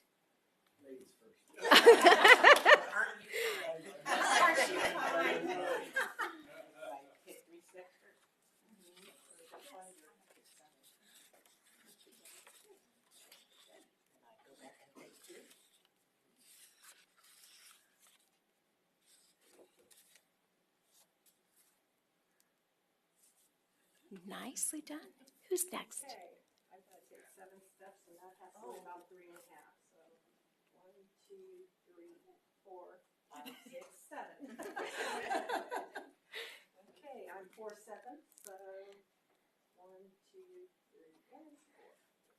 Now, I noticed you mentioned that has to land on half because that also underscores the importance of our benchmark fractions, right? And that I don't necessarily need to count out 7. I could go to half and make it from there. Okay. So first look at your denominator. How many steps do you need to take?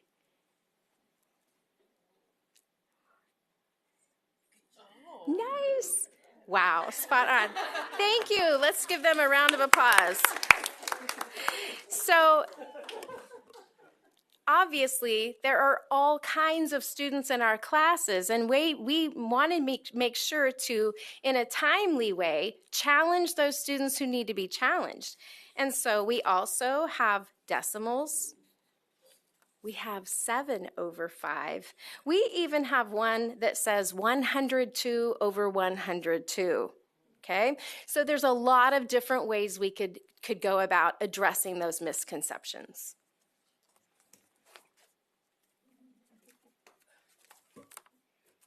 Get our stuff rearranged here, sorry.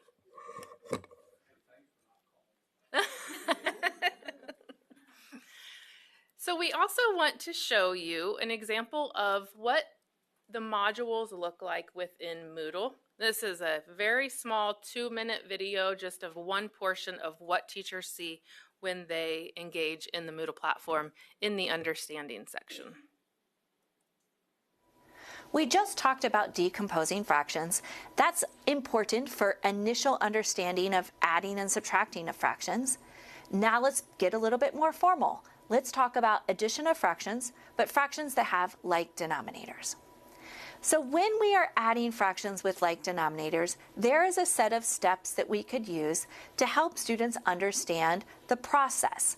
I'll say that this is a process, so it's a little bit procedural, but we're going to bring in a lot of our conceptual knowledge here to help students really understand what does it mean to add fractions with like denominators.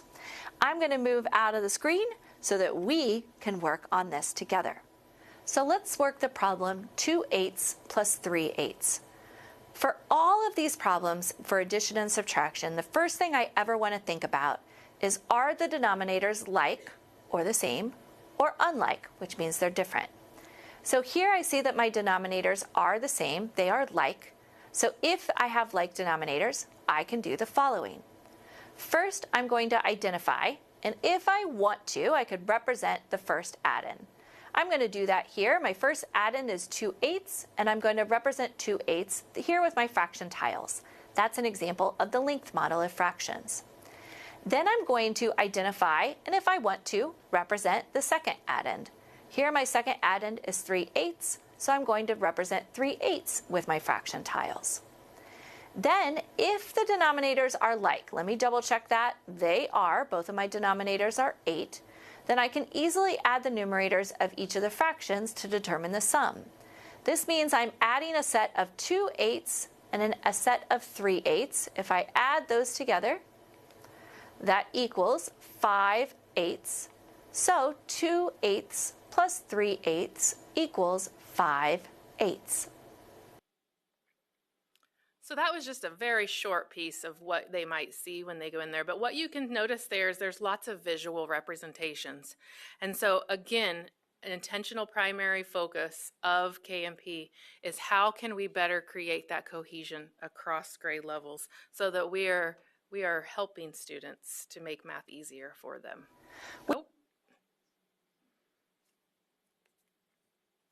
Within this, the grade band modules and as well as the foundation modules, you will see, the participants will see these activity guides, activity sheets. And in the in-person modules, the foundation modules, we get to do a lot of collaborating. So teams of teachers come together. Sometimes it's within their own grade levels. Sometimes it's vertically across grade levels, depending upon what the activity is, where they get to intentionally apply what they're learning to how this will look in their classroom. So that has been a very vital piece of what of what the teachers have participated in when they're with us. Within Moodle, we also have these activities as well. Of course, they are independent activities if they're going through the Moodle platform on their own. However, we do have districts where they're doing this in teams as well, and so it also provides that opportunity for the cohesion. I'm going to turn it over to Leah Harding.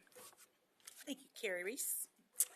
So Carrie spoke to you about the first two parts of the modules that teachers will see on Moodle, language and understanding. I'm going to briefly talk to you about the last two parts because our time is running short. So I want you guys to be able to ask some questions. So the part 3 is fluency.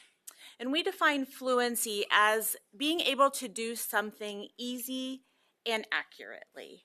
And so we want our students, we put a big emphasis on fluency because when students know those math facts of those 4 operations, it really has proven to help reduce their cognitive load. So when they are not thinking and counting on their fingers of what 3 plus 5 is before they have to attend to the next step of the problem. So we like to include fluency as part of this model. We do know that fluency doesn't always mean math facts. We have color naming fluency, number naming fluency, number ID fluency. So it begins way before just the math facts. Throughout the grade band, or throughout the fluency module, there will be activities that teachers can use. We give examples of, as you can see on this slide, there are virtual examples, virtual activities, hands-on activities, and covering a wide range of grade levels, and that can be adapted to the grade level they need. And this is one of the pieces of each of these modules. The last piece is problem solving. How many of you loved problem solving? Oh, Debbie, good for you. Good for you. That is the last. You're always the one off in this group. It's okay. It's okay. We know that problem solving is a struggle. In fact, when we ask teachers in KMP in our trainings, what do your students struggle with? Yes, fact fluency, but also text-based problem solving. So we want to equip students with strategies that they can use to attack these problems. We know also that this is really important because if you think about our ACT tests and our standardized tests, state assessments, whatever, largely text-based problems. So they need to have some strategies to attack those with. This screen just shows some of the different ways that and different skills students are asked to solve problems. If you just look at this screen alone for multiplying fractions, look what they need, look at all those skills they need to understand and be able to use when solving word problems. Here's another example. This is a 5th grade problem solving example from a standardized test. I'm not going to call on you to solve it, but you can see why it's important for students to understand how to solve these text-based problems. Oops, I'm sorry. One of the other pieces that we do with problem solving is with schools, and we like to see it across districts, but we try to help students and teachers develop an attack strategy so that when students come to a text-based problem that they're struggling with, or any text-based problem, they know exactly how to attack that problem. We like I said, for it to be across the district, but for every teacher to be teaching how to attack problems in the exact same way and model it and practice it and practice it and practice it and practice it during their classroom instruction, so that students, when they go from Mrs. Harding's class in 3rd grade to Mrs. Arnold's class in 4th grade, we're doing the same attack strategy and we all are on the same page and know what to do. We also like to talk about those word problem structures or schemas that students will often encounter because it helps them better have the tools they need in their toolbox when they know the structure of the problem and how to attack it using that attack strategy. So these two in tandem are vital to the problem-solving piece of KMP. And now, that was really quick, but I'm going to turn it over to Carrie Reese. Or no, Carrie Heidi, sorry. Wrong Carrie. In the interest of time, I'm going to be selective on what I talk about. But first, I want to make sure you again, heard Carrie Reese when she mentioned that KMP is available asynchronously and synchronously through Moodle and in-person training for the foundations. Districts have a lot of different ways they can choose to deliver this to their constituents. And we've made it in a strategic way available to teachers to use during their collaborative time or during PD trainings. But there's a lot of different ways that we can deliver KMP. There's a lot of resources available online, including problem sets, different guides, vocabulary cards that are consistent and teachers can download for their classrooms and to use. Also have these Moodle module summaries for each grade band module to refresh the teacher on what they may have forgotten since the training.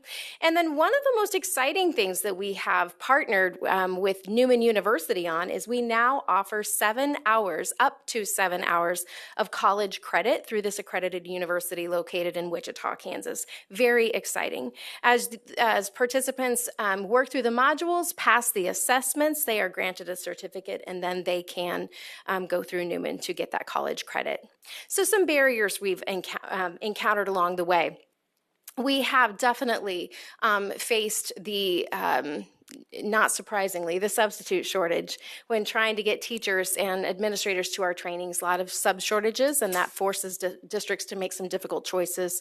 We also know that teachers are also trying to work through the intensive letters training, and we're excited that they're doing that, right? But it is hard to have a competing program with that, and because they just don't have the capacity or the bandwidth. We also face a barrier of the understanding and utilization of explicit instruction as an evidence-based instructional practice. We also have a barrier of consistent marketing and communication, and we would greatly benefit from partnering with KSDE and helping us to get the word out. And then lastly, we are in the midst right now of developing a facilitator training so that districts can have one more tool in their capacity tool belt to deliver KMP. Facilitators could sign on for their district as the facilitator, and that way they wouldn't have to send teachers to the training and they could take that on. Also, we're trying to partner with different districts to get a sense of what would be helpful in terms of a walkthrough checklist, talking about that administrator development. What do administrators look for to know what good math instruction looks like? And then lastly, again, we're trying to expand that support for instructional leaders. I'm sure you're excited about Kansas Math Project now, and I want to invite you, as some of the members of your board have already attended, to come and attend one of our sessions. I think you are going to be greatly encouraged by seeing the teachers of Kansas and how committed they are to our students and how they want to do what works best in math, but sometimes they just don't know how, and this program equips them. The QR code to the right will take you to our informational page, which is ripe with various videos, lots of information, as well as registration links. As always, KMP is absolutely free, and we would really, really enjoy having your presence there. If you have questions, you can reach out to myself. I'm the one on the left, Carrie at Kansas MTSS, or Natalie Patton, who again is our KMP liaison. If you have any questions, need more detail, or want to join us. And at this time, we can answer your questions. Thank you for your time and attention. I know that was a lot of information to throw at you in an hour or so. If you are not completely glazed over, we would be happy to stand for questions. Thanks, Todd, and your team. Excellent job. You know, I think one of the things, as I go back and you said this with the board, we knew when we made the decision that there was not a prepackaged product like letters, that we would put our emphasis first to letters because the money that was going into this, the ESSER money, was going to have to be spent. And Todd and his team were going to build something that would live forever, and that we could, as letters, and of course letters were getting toward the end of that, we would start moving our attention to mathematics. But we knew we didn't have to expend all that money because we were spending it in a different way. So I just wanted you to kind of connect the dots as how we had to kind of intentionally do that in the beginning. And with that, how much have we spent to develop the? So the budget that we were initially appropriated with was 1.26 million over the course of 2 years. We did not finish the project completely in 2 years, but we were severely under budget also. So I asked Dr. Watson if we could extend the time and the budget and encumber some of those funds or the rest of those funds. He allowed us to do that. And at the time that the government stopped ESSER a few months ago, we still had not expended all of the funds, and we are completely built out. Nice, very nice. Betty? Thank you. And first of all, thank you for such an excellent presentation, for the level of energy that you gave to this. Obviously, a lot of thought. I appreciate that. Now, my question is going to sound a little contrary, which is why I led in with that. One of the things that concerns me gravely, despite having quality teachers and going over the lesson, there is a great disconnect with students who the challenge is seeing the relevance to this. Why should I know this? Now, if I am not looking at a career, science, math teacher, something that involves that heavily, then this is really irrelevant. And I'm saying from a student's perspective. I point that out because my concern is, how do we get them interested in understanding that this is so vital to their success? It's good that I can step this out and know where to put it, but once I leave your class, it's gone. I forgot all about it. And that's because it doesn't have the relevance for them. What kinds of steps are you taking to provide that connect? All of that just to ask that one question. Sure. And I'm going to take the first stab at this, and then I'll turn it over to an actual math specialist to get into the weeds with it. But as the document we referenced that KSDE has, the Vision for Quality Instruction, I'm going to read from it. The Kansas State Department of Education believes that all Kansas students deserve consistent access to quality instruction. Quality instruction refers to the implementation of evidence-based lesson design that reflects high expectations, meaningful student engagement, and learning activities aligned to the Kansas curricular standards. So the meaningful engagement and the high expectations really stand out to me, Member Arnold, and especially when you're talking about relevancy. And I think relevancy begins to happen, number one, when the content is learned and the ability to learn the content is understood and realized. And I want to top this off with Dr. John Hattie does meta-analysis on strategies and the effect size of those strategies, which is basically the ability of those strategies to increase the chance of learning for students. And a 0.4 is the hinge point. So anything with an effect size of greater than 0.4 has a greater chance of positively affecting learning, okay? Teacher estimate of student achievement. That's the teacher's estimate of a student's academic achievement. Has an effect size of 1.29. So I'm gonna flip it on you just a little bit and say that it still goes back to the adult. Earlier on, when Dr. Watson was talking about, the discussion was about the adult's behavior, and we having to change the adult's behavior in order to improve students' outcomes, right? that's where this goes. And this program helps to change the adult behavior. And it's not about pointing fingers. No one has done anything wrong here.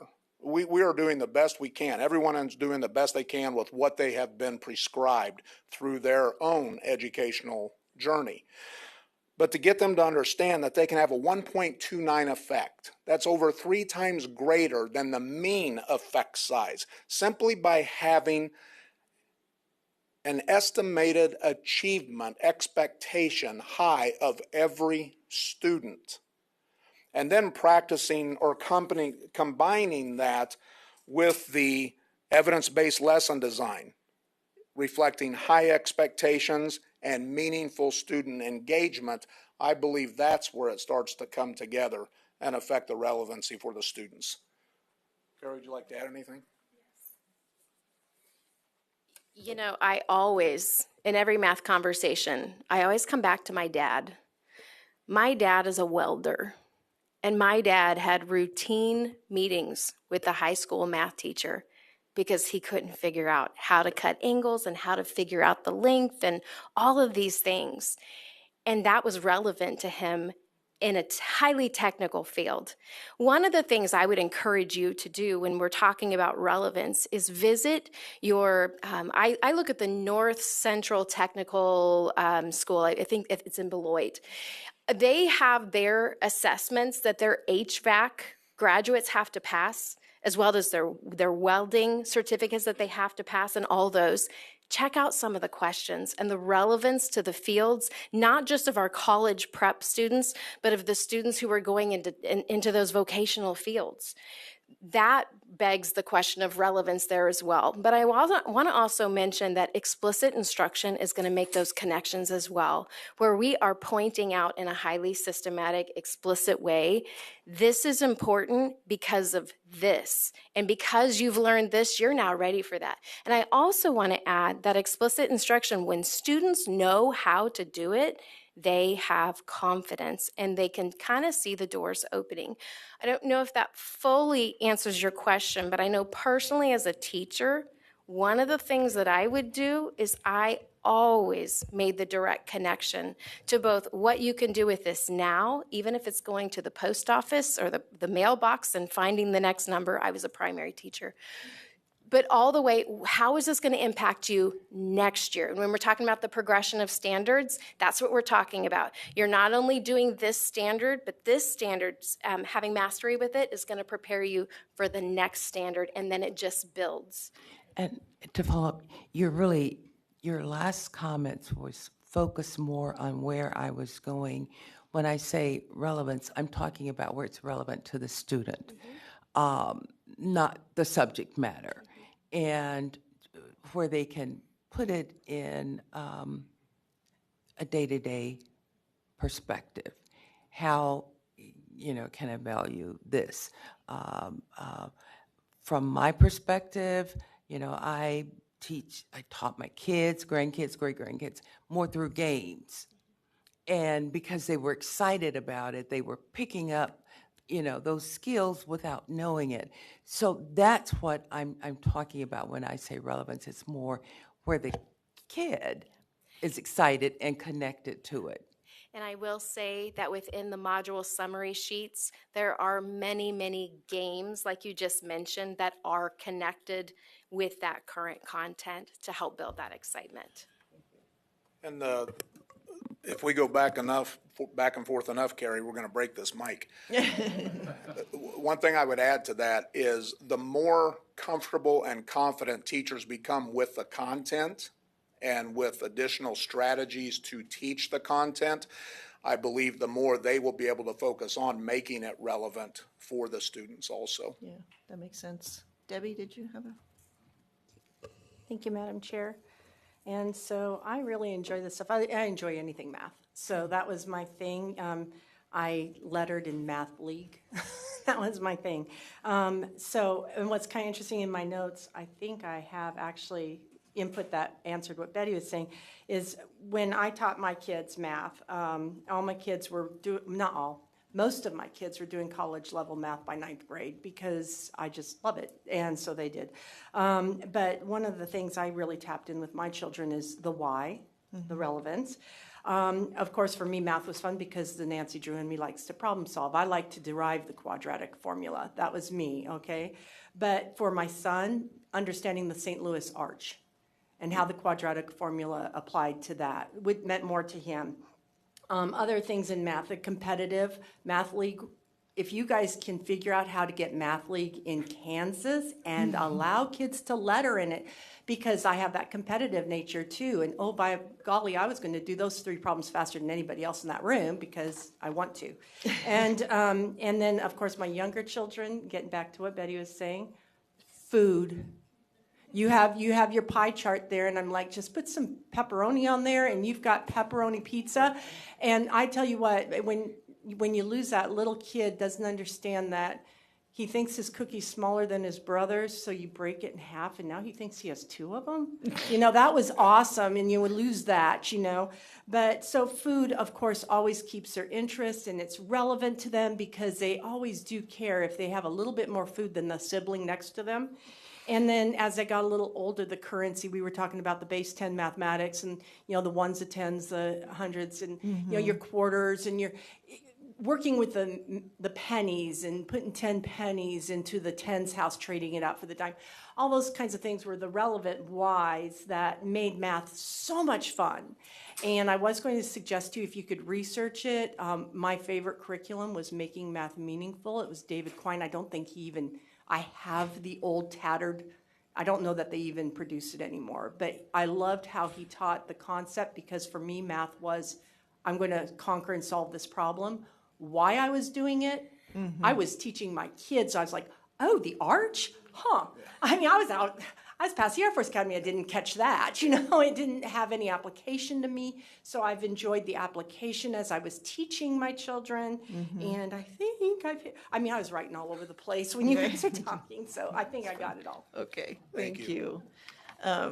Melanie, who was not able to be here today, she's off in Utah with other board responsibilities, but she wrote a quick note, and I won't read it all for the sake of time, but she did want to thank you guys for welcoming her into the training she stepped into. And as you know, she was going to be there about an hour and a half and stayed the rest of the day because she enjoyed it so much. But she very much enjoyed the table talks, as you get involved with the teachers. But she also talked about, as a parent whose kids who have been docked points for doing math the wrong way, this was interesting and educational for me because you guys show so many ways that it can be done and it makes sense because everybody learns differently. And that's really, so she recommends, as do I, that anybody who can, and I'll get the dates together and we'll send them out, but to step in, and you guys are so welcoming. And you do teach with passion, and it shows. And it was a great deal of fun hearing the conversations, the questions that were asked, the fluency part of the accuracy, and then the ease and how that timing, brings in that fluency. And the conversation that with teachers at a table that I had, like you've already said, we wish every teacher in our district was here, the ones who teach math, but all the elementary, because then you get to have those collaborative conversations and bring it all together because it is so important that common language and the common scaffolding actually happens in the midst of it. So, which is, why I really wanted you here today, because we do need everybody on the same page and that we're working together, which is KISA, which is why I love it so much. So that cohesiveness. So you guys bring all that together, and that's powerful. And I really appreciate your time and coming and presenting and engaging with us in the midst of it all. And that we have trained the teachers, trainers, so that we can keep it moving. And I thank Dr. Watson for, just everything that's coming out of all this. I mean, there's a lot of time and preparation, obviously, that goes into building all of this. And you've had, and I got to meet Dr. Brad, Witzel. Dr. Witzel and Dr. Powell. Yes. I mean, that was just exciting. You guys have had some great stuff going on, and with everything coming from outside the state now that you're seeing, it's powerful. And I had seen an article, and I and Dr. Watson were trying to decide where it came from. He said, I might have sent you that. I said, you might have. The 5 policy levers to improve math instruction. I think you and I had even talked about it, Todd, just that we have to have those steps. engaging everybody. So one of the big things too that I really caught in the midst of the trainings was that constant reiterating to the teachers that you have to give the kids time to practice.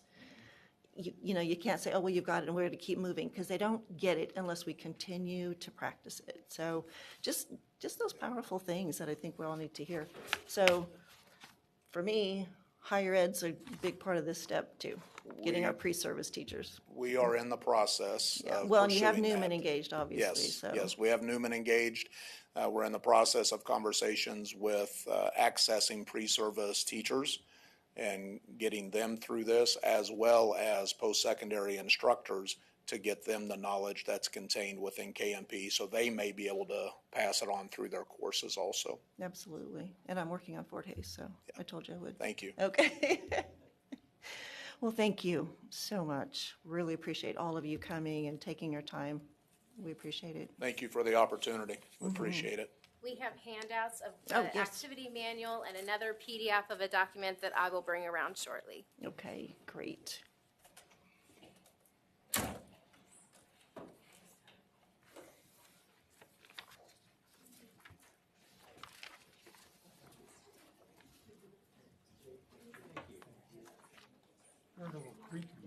I heard that, actually. No, I'm just trying to bury my stuff. I actually have one of these from my training, so if you want to keep that for somebody else, but I will definitely take this. And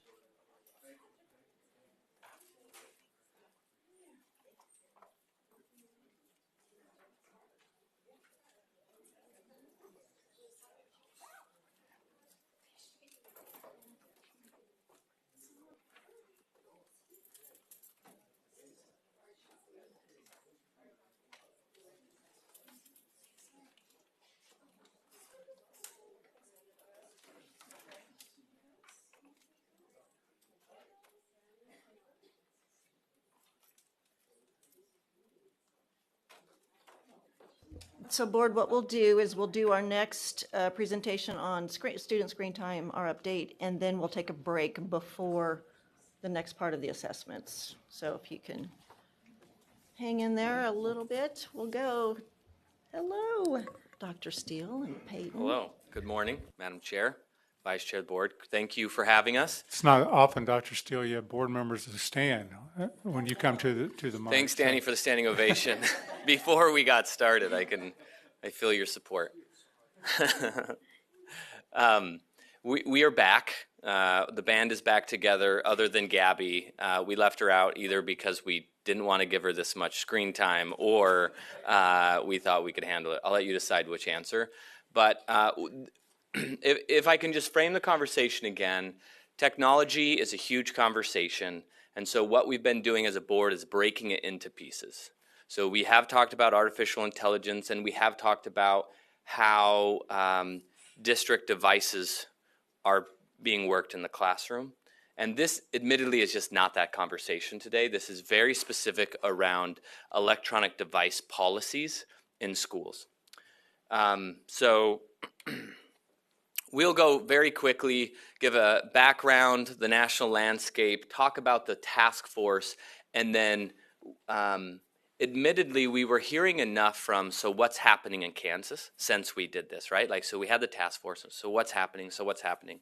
So we got permission to do a survey of superintendents. So this is, I think, a very accurate thing of what is actually happening in Kansas pertaining to electronic device policies. So we will share that.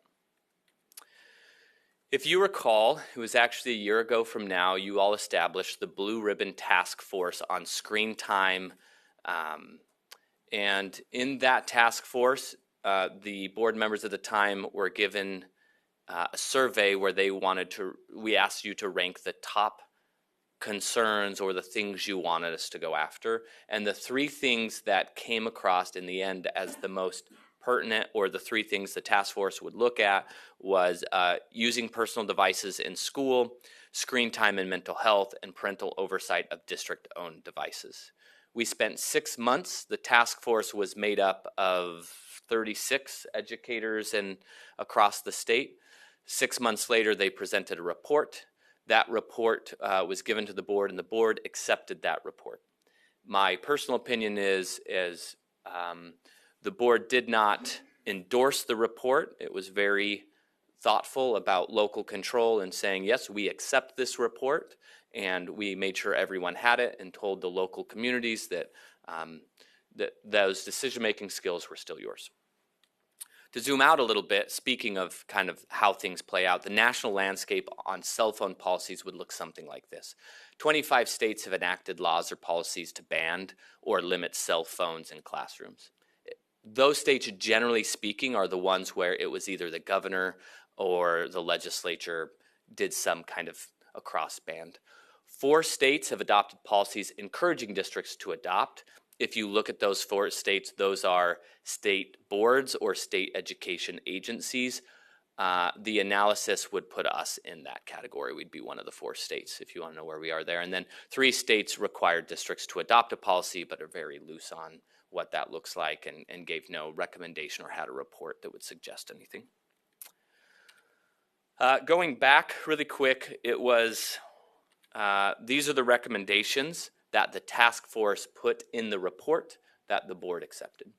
The first was to implement a bell-to-bell personal electronic device policy in K-12 schools. Implement a policy for K-12 students to store personal electronic devices in an area that the students could not access. And then develop a robust safety and emergency procedure that did not require students or staff to use their own personal devices in a case of an emergency.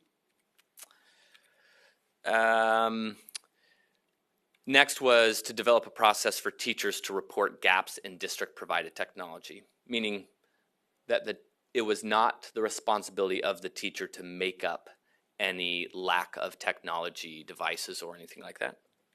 And then lastly, create a personal device policy for staff members. So these were in the recommendations that the board accepted there. So again, still being asked, that's great and all, but what is happening in Kansas schools? And admittedly, we could go to the internet like anyone can, and we can look at the articles often on the bigger districts, but we really wanted to see and help you understand what is happening with personal devices in schools. And so we begged and pleaded to do a survey. We understand superintendents get a lot of surveys, and we felt, and Peyton will talk about this, why the survey was given and the value of this survey other than just giving you information. We've had about 90% of districts reply to this. The way that I would describe this is all of the major districts are in this survey. Most of the ones who did not reply yet, I'll put in that, smaller districts. So far greater than 90% of the students would be represented through this process. Admittedly, Peyton's going to do a great job. We're going to show you the data of about a dozen questions, and it's data, so it's a little bit dry. And she will set that stage of how we can look at this data, what district leaders thought would be valuable in this data for them, and what could happen going forward. So I'll turn it over to Peyton. Thank you. Yeah, so the purpose of this survey, we really wanted to be able to share back with districts the information that we were able to gather.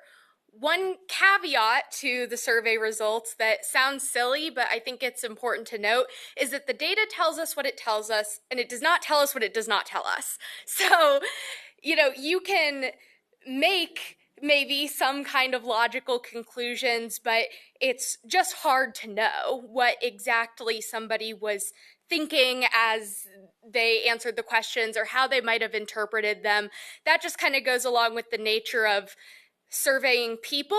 And so, you know, there might be a couple of these where you're like, oh, I think that this means, and we just can't say that with any certainty. So I think that that's an important thing to note just as we go through this.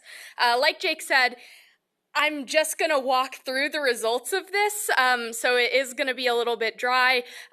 Feel free to stop me whenever if... You could sing through it, maybe. Oh, yeah.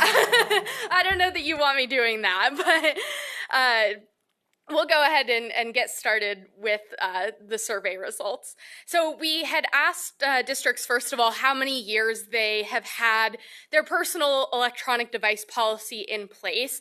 The vast majority of our districts have had their policy in place for 4 to more than 5 years.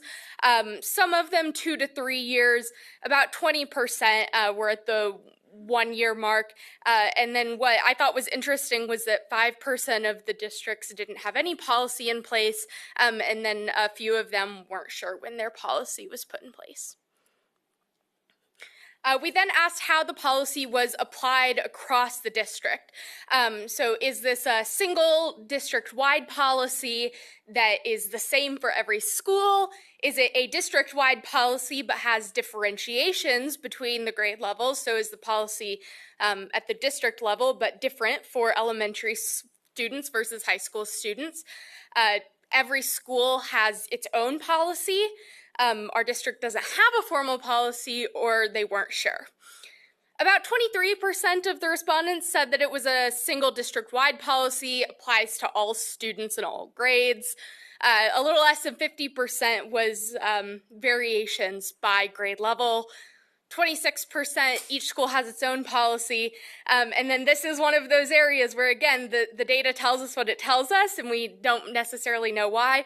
Our district doesn't have a formal policy. About 2% answered that way. If you remember back to the last slide, it was about 5%. So that's just one of those examples where, you just don't know how the survey respondents might have interpreted those questions and why they answered the way that they did. So you might see a couple of those areas where you're kind of questioning that throughout this. We asked the superintendents to select different elements that are included in their district's policies and at what school level that element applies. So this is where we really get into what is the content of your district's policy. We had kind of 3 different levels that we asked about. Is it a complete ban on campus of personal devices, including even before and after school? Is it just a bell-to-bell ban? So from the first bell to the last bell of the day, students aren't allowed to use their devices. Or are they allowed during certain designated times like passing period or lunch? At the elementary school level, about 26% say that they're not allowed at all on campus, including before and after school. The highest or the most popular policy at the elementary school level was the bell-to-bell, just no time during the school day. And then about 9% of districts allowed elementary schools to have them during designated times. This kind of inverts as we go up in grade levels, but for the middle school level, 14% allow them not at all on campus, 60% from the first to the last bell are banned, and then 36% allow them during passing period and lunch. By far the most popular policy at the high school level is allowing them during designated periods during the day, but about 31% of districts had high school as a bell-to-bell ban and 12% as a no, not at all on campus.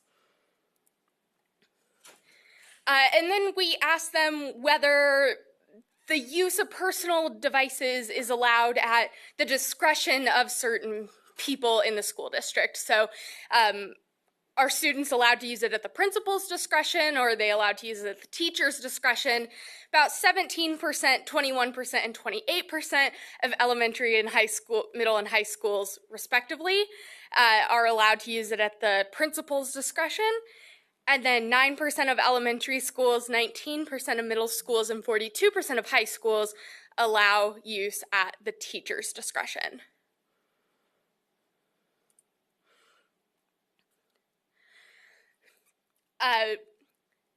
The next question that we asked was whether districts specified how a cell phone has to be stored during the day.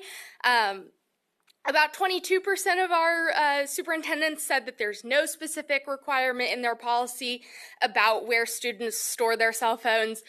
42%, this was the most popular answer, say that the devices need to be stored away from the student, for example, in a cubby or a locker or a backpack. 7%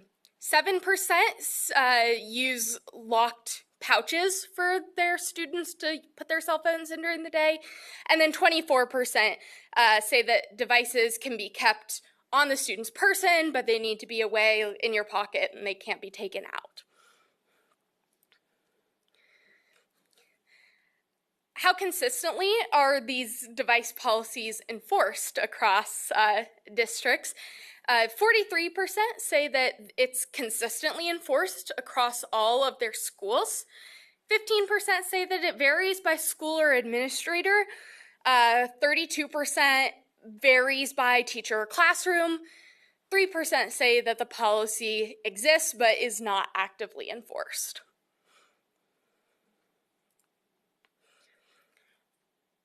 We then asked a series of concerns that we have heard from school staff regarding personal devices. We asked them to rate the extent to which their policy has addressed some of those concerns. So, how well has your policy promoted academic engagement? The biggest chunk of people are saying it's effective or very effective. Addressing parent concerns, 31% say that it's been somewhat effective in addressing parent concerns, 28% say it's been effective, 8% say it was very effective, and 11% that it was not an issue that they needed to address. In supporting student mental health, we had 27% say that it's been somewhat effective, and then about 39% say it's effective or very effective. And then in reducing distractions in class, a really big chunk, over 50% of respondents said that it has been effective or very effective in helping reduce classroom distractions. We asked if districts were considering changing their device policy in the next school year.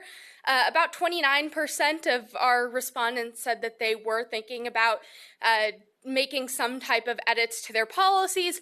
57% said no, and then 14% weren't sure if they were going to make any changes. We asked superintendents to characterize each of the following groups' attitudes towards their device policies. An important thing to know about this slide is that it was typically the superintendent or deputy superintendent who was taking this survey. So this is their opinion on how each of these groups feel about the device policies. We didn't survey parents or students or teachers to get this data. So that's kind of an important thing to keep in mind as we're looking at this chart. The vast majority said that the parents and community somewhat or strongly support their device policies. Students is a little bit more across the board, about a little under 40% strongly oppose or somewhat oppose the policy, but there's about half of the students that are neutral to strongly support that those device policies. So we see a pretty even split across the student perspective. For teachers and staff, well over 50% strongly support or somewhat support their district's policies. That would be the group that is most consistently really liking the policies that their districts have put in place. So thinking back to Jake's explanation of the task force report that went out, we asked districts whether or not they used that report and how they might have used it. 22% of them said that they reviewed it, but it didn't necessarily influence any of their policy decisions. 15% of respondents said that they used it as a framework to influence their policy. 5% said that they implemented one or more of the recommendations from that document. And then over 50% said that the policy was in place before the document was shared, so it didn't necessarily have any effect. But if you think back to that very first slide that asked how long your policies have been in place, about 20% of respondents said that their policies had been in place for 1 year, and we've got about 20% of responses on this that say that the document at least influenced. So that might be something that you can correlate, but we don't necessarily know that those are the same group of people. We asked if they had a personal device policy in place for staff. About 64% said that they did not have a policy for staff, and 35% said yes. The last couple of questions on the survey that we asked were optional, open-ended response. So I've kind of pulled some common themes from those responses that we got. One of the big ones that came up pretty consistently was someone saying, we would really like some more guidance, a stronger statewide policy. Just as many responses said, we don't want any guidance from KSDE, and this is a local control issue, and we've got it handled. So it was a really mixed bag on this kind of statewide policy versus local control issue. A lot of the responses were asking for more specific sample policy language than what has been provided through that task force document. And then a lot of notes about when we collect data on this, they would really like us to share that information back with them so they can understand what their neighbors are doing, what's going on across the state, because it helps them kind of assuage their community, if there's any kind of pushback. So that was something that they were definitely interested in. One of the other things that came up a lot was whether KSDE could research whether student outcomes are associated with certain policies. Are there certain aspects or characteristics of policies that are correlated with higher student test scores, or is there no correlation? That was something that a lot of them were interested in. And then there were a few comments about recommendations or sample policy language for a staff policy. Our last question was just asking them to share any other thoughts about their development, impact of personal electronic device policies that they wanted us or the state board to know. A really common theme in these responses was that parent buy-in has been incredibly vital to a successful policy at the district level. A lot of districts also said that they created their own district level task forces, kind of modeled after what we did at the state level, to help develop their local policies, and that it was really helpful to have lots of different perspectives included at the district level to come up with their approach. One of the biggest challenges that districts seem to be having is consistent enforcement and how to ensure that in every teacher's classroom or in every school that these policies are being enforced consistently, and that has been really important in making sure that students actually follow the policies. And then the last thing is just that a lot of the superintendents really focused on the fact that they feel the need to educate students on appropriate cell phone use, appropriate electronic device use, kind of that digital citizenship piece, versus just flat out banning, because they know that it's important for students to understand why these policies might be in place or why these things could be harmful. The last thing I just wanted to do was thank all of the superintendents that were willing to take that survey and help us kind of understand what's going on at the state level with those policies. And like Jake had said, we're excited to kind of share this information back with them so that it can help inform what's going on. And we're happy to take any questions. Well, thank you. I really appreciate this. On a couple things, can you go back? Sure. 2 slides, I think. Yes. Something in there had me going.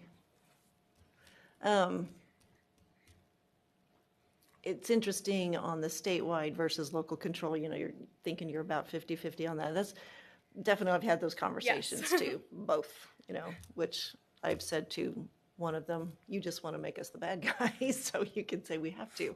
I understand. But it is so important to have that parent involvement and the kids buying in. And then on the education piece, I would just personally say you can educate on the harms of cell phone usage in so many ways without them having the cell phones in class. I think both can happen at the same time. Does anybody else have any thoughts? It's really great to see feedback from that task force because that was a lot of work that was put into with a lot of people involved in being able to, just hear people's thoughts. We had students, we had parents, we had educators. I mean, we just had a lot of board members, a lot of people involved. Debbie? Thank you, Madam Chair. I would just like to, I was confused because obviously this happened before me. Right. I mean, I was out there, but, the Blue Ribbon Task Force on Student Screen Time Report, I guess because I saw the title of it, I was just thinking, oh, this is going to deal with screen time in general. But when I opened it and read the introduction, we're dealing specifically with personal device use. And every other questionnaire was obviously not a scientific or data collecting questionnaire as much as just a subjective, this is how we feel about the feedback you gave us from that point of view. But I guess I was a little disappointed in that because I was like, the screen time, the feedback I get from parents is that most of the screen time is not related to their personal cell phones and such. It's more about how many one-on-one devices we have in the schools, how much they're spending their whole education tied to electronics versus opening the books and writing things and stuff like that. I guess I was just a little disappointed because I know it was specific to this, but the cover was different than the introduction. So I had to go a little into it and then I found it. Yeah, and they had based it on Jonathan Haidt's book, The Anxious Generation, and just kind of really playing into the mental health role of the whole, which includes social media and those accesses to all of it. And they did touch a little bit on the district devices that went home, I think was a big piece of it. Did you have something? I saw you move. We still haven't addressed these. And I'm really struggling with that. This is just a different conversation. Yeah, I know it is. It is a completely different conversation, but it's a conversation we really need to have. Yes. Yeah. I mean, yes, I agree. Big time. Like Jake said, the electronic devices conversation is just so big, and there are so many pieces of it that, as you all know, when the task force was formed, we had to narrow the focus if we were ever going to be able to do anything. So, like we'd mentioned, that those are certainly conversations that we've heard you're interested in. Yes, and we'll keep having those.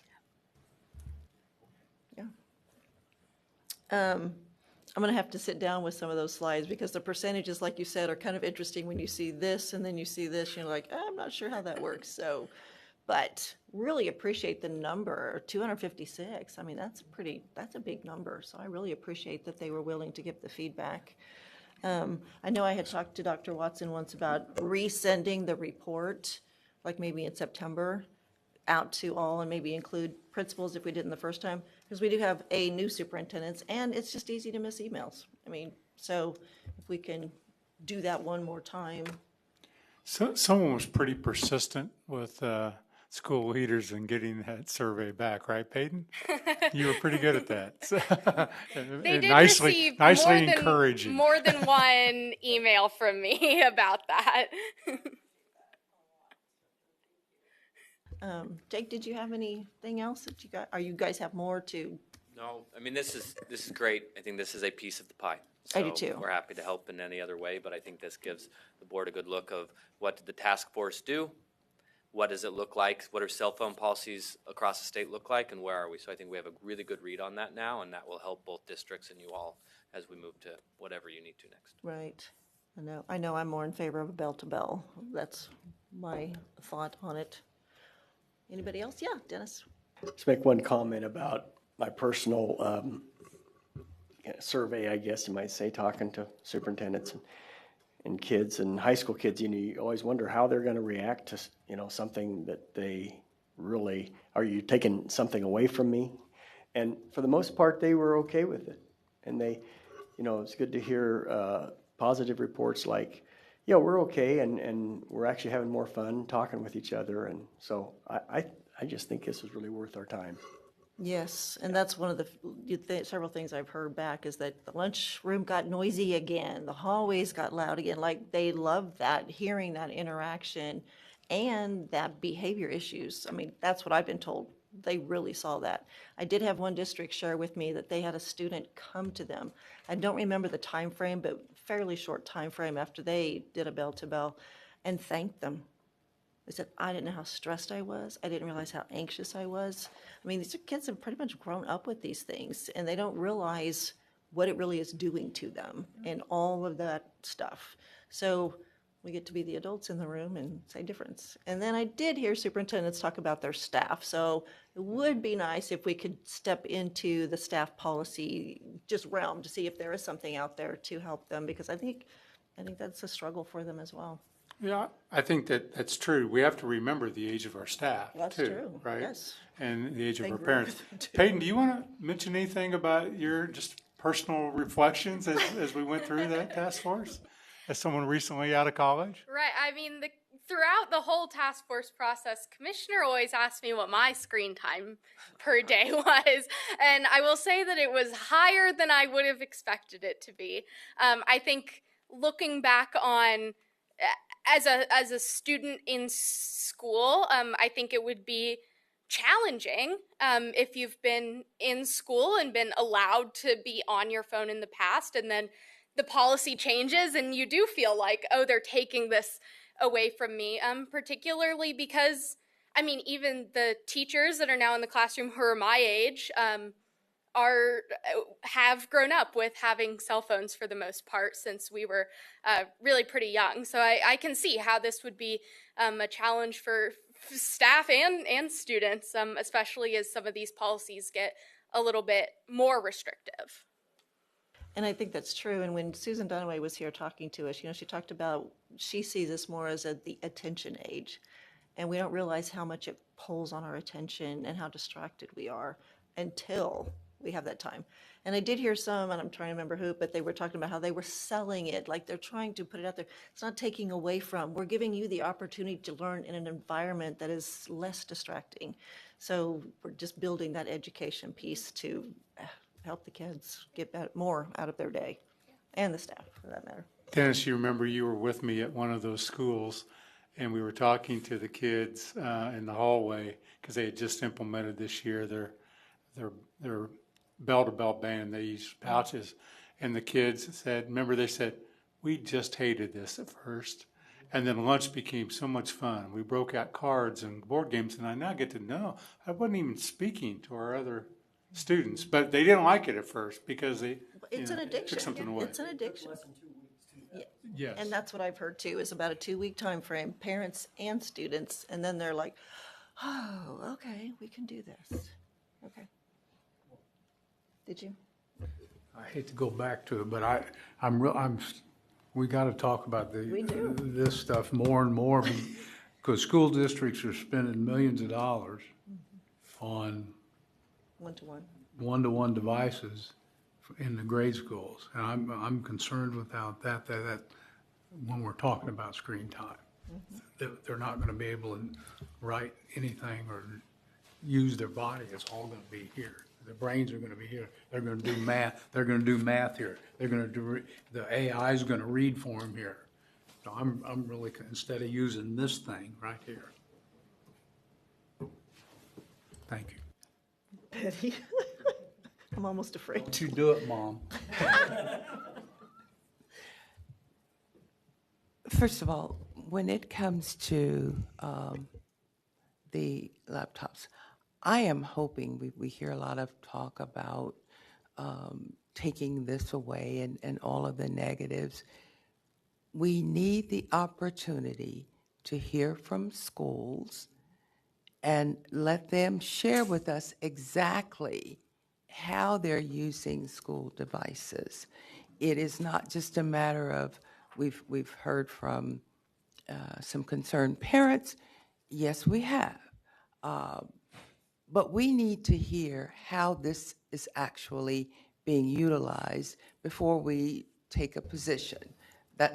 And I'm not advocating one over the other, but if you want to be fair, you really need to hear both sides. We need to hear how schools are using this, what their policies are, what they are accomplishing with the use of the technology.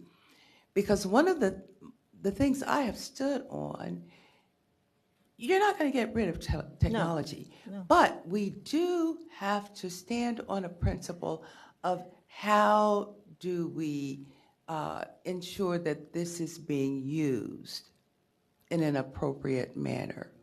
There are many parents that, even with cell phones, I don't want my kid to use it in class. But if something were to happen to my child, I want that child to have access or the ability to get in contact with me. And I think that may probably explain some of the deviations that you got in there. Many parents feel, no, when you go to school, you're there to learn. But if you need to get in contact with me, I would like for you to have that accessibility. And again, even from a safety standpoint, if something were to happen at your school, I need to know. And when you factor all of those questions in, I think that's probably why you get more of a spread across the board. It's not, we want to take away from your opportunity to learn, but we also know that there are times it's important that we be able to reach you or you with us. So when we look at those things, I really hope that we factor in and then we look at ways of how do we teach them to be responsible with the use of technology. Thank you. Thank you, Danny. Jim, did you have something? It's sort of, I hate to publicly agree with Betty. It's okay. Whenever, we accepted this report somewhat before the Teacher of the Year banquets, and because my district is so convoluted, I actually have people that I represent in all 4 districts, and every one of them, somebody can, and some of the teachers I knew, some of them I didn't know, said, before you make decisions, make sure that we have the opportunity to tell you how we are effectively using technology. There are 2 sides of the story, and I'm not disagreeing with anything anybody said. And if things are being abused, we need to address that. But we need to know both sides of the story. So I'm publicly agreeing with Betty, and that's probably not going to happen again. Well, thank you very much. Thank you for the hard work involved in that. And hopefully districts will even maybe watch as you presented this to us as well as what you email back to them. So appreciate it. Thank you. We'll talk some more, I'm sure. 10-minute break, board. We'll be back at, I don't know, what is 10 minutes from now? 12:06.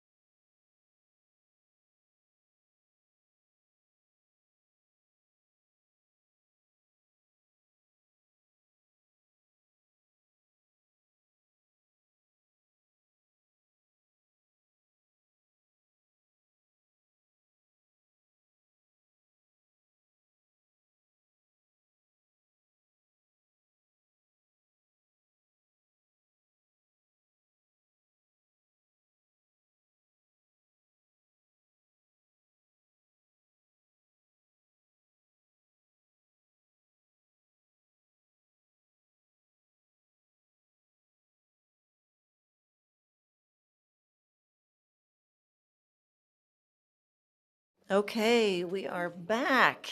Well, Miss Beth, how are you? Long time no see. Welcome. This is part three of the assessment presentation this month. So for those of you that have forgotten from yesterday, my name is Beth Foltz, and I'm the Director of Career Standards and Assessment Services. And I brought the group back today. So they're all sitting back here. So I Gang's have all Julie here. Ewing, Dr. Dan Grumman, Dr. Art Thacker, Susan Martin, and Matt Copeland, and they're all here at some point. And what I would like to say is I'm sure you've had some time to reflect on some of it, of the things we talked about yesterday. Some of you might have just needed a mental break, and it's already, gone someplace else in that space that we keep all of those things we need to remember. But we're here to answer questions either during this presentation, after this presentation. You can reach out. I know that things will come up between now and next month, and so reach out. You can reach out through the commissioner or through our new deputy commissioner, who's also back here today, Dr. Nugent, and we can connect you if we need to with any of the extra, the resource people we had here, or if I can help you at all, we want to do that. The other thing is I reflected on yesterday and thought about, what did I say? What didn't I say? There was one thing I forgot to mention that is extremely important for me to get on the record, and that's just a huge shout out to 501. I know that you were at TCALC on Monday going through your exercise. It's an awesome facility, and they provided that space for us to do the standard setting. And so I just want to publicly acknowledge that they were very generous and letting us be there the whole week with all of our teachers. And after you were over there, you can see what a great space it is for bringing teachers in. Especially, it wasn't hard for you to imagine that, I'm sure, with all the different rooms and everything that these groups could work in. So with that, I am going to remind you of the state assessment performance level descriptors that you adopted. Level 1, limited ability. Level 2, a basic ability. Level 3 is proficient, and level 4 is advanced. And as I mentioned yesterday, what you'll actually be voting on next month will be 3 of these charts, okay? So I'm going to walk through the first one with you. So one of the things we also heard that was hard for parents, teachers, administrators, and I'm even going to throw in the press at this point, okay? That says, well, why do some of these numbers float and why isn't there a constant, right? So on the previous test, we had only set that cut between level 2 and 3 to be a constant. So now this time, in working with our technical advisory group, we have set a constant between level 1 and 2. So what you're going to see is always that lowest score possible on the assessment. And that for the new scale is going to be 400. Okay? The highest possible score on the assessment is going to be 700. So it's a 300-point range. I also want to point out to you, because we've all been skilled in math this morning, a very good presentation, right? That's 300 points, and there are 40 items on the test. So every item is not worth 1 point on the scale, okay? And the scale is not a percent proficient. So if you take 2 things away from the presentation today, I need you to understand this is not a percent proficient. It's a scale score that uses, if you're very interested in it, we have experts that can explain the item response theory that's used to develop the scale. But not every item has a point, and it's not percent proficient on this test. It's a scale score, okay? So the cut between what will at some point be referred to as proficient and non-proficient is going to be 540, okay? And that cut between the level 1 and the basic is going to be at 510. Now, the reason we don't have a cut fixed cut between level 3 and 4 is because that number has to float depending on the number of items. Remember, we only have 40 items, and then how the students perform at the upper end of the scale. So it's going to vary depending on where the teacher said that cut point is between 3 and 4. And it just, when you build a scale, which is way more complicated than I really wanted to learn at this point in time, but I trust the people building the scale that one, I asked, do other states fix that one too? And it's like, no, it has to float. And it goes, it has to do with the highest obtainable score and how many questions are at the top end of the scale. It's probably the simplest way to explain it to you. Again, we have experts that can get into much more detail if you want. So you're going to see, this is going to be a very uneventful reveal to you, because the only thing that's floating on the scale is the cut between level 3 and 4. So this is the ELA. You'll vote on math. And then remember, I told you yesterday that we aren't doing grade 11 science right now. We'll be back with a different proposal in the future, and then this would be the science. So that essentially is the presentation. I'm happy to show you when the scale is applied, the impact data that I shared yesterday, if you'd like another look at it, or stand for any questions, or you can just move into the rest of your board meeting if you think you've had enough assessment conversation. Beth, I know as they reflect upon the questions, kind of talk about after August, the review process of what we learned maybe in the last cycle. You and I talked about maybe a 3-year, so we don't have what we end up, that Sure. Dan talked about Sure. yesterday. So we will have, between now and the next board meeting, our technical advisory committee will be meeting again. They will be reviewing, they have had a short review of this. We'll go into it a little bit more depth, and they will be we'll be talking about the concerns with the change that looks, the percent at each of the performance levels. It's a little bit different from the last test that we had administered for 10 years. So the commissioner has asked that within 3 years that we would go back and revisit these scores. One of the other proposals that we've had from a couple people on our technical advisory committee is like, let's do a quick validation study, maybe even before that. What I would tell you is that we do look at item drift every single year on the test, and if we see there are issues, it's not like, but actually going back to see if the cut was placed and the right bookmark, right? If that was right, then we have the ability to look at that just with the data from how students are performing.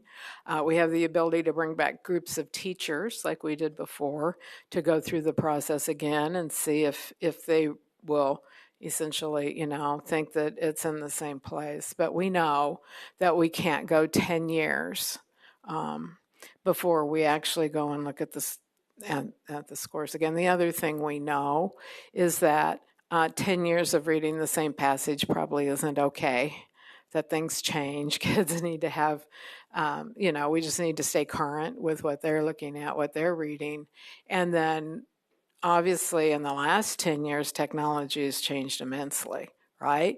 And we want to keep up with the items that were on the test. And so we will, and one of the things we will be doing all the way along is we develop items, more items either to replace on this. I mean, the plan has always been with our balanced assessment that we provide through CAP would be taking items that get replaced and moving them to the interim, and then moving those items to the mini test, so that we're always having items available for students and teachers to use and learn from. So I anticipate, we'll still be developing some items how they get replaced. They'll have to be field tested. We have teachers always looking at the items as we develop new items. So I think we're on a good path to make sure that we don't let the same thing happen again that we saw with the other test. Betty? Thank you, Madam Chair. Well, and then this is more a comment, Beth. I really would like to publicly thank you for all of the work that you've done and the time that you've spent trying to help us understand the process, what we're looking at. There are some that feel, well, if you're making changes, something wasn't right. Well, that's life. That's education. To monitor, do our students have what they need? And if they don't, what is that gap? And how do we narrow that gap? And many times that is misinterpreted. Oh, you're admitting that you're doing something wrong. Well, change occurs, and we have to keep up with change. But you've really been dedicated. You've worked with us.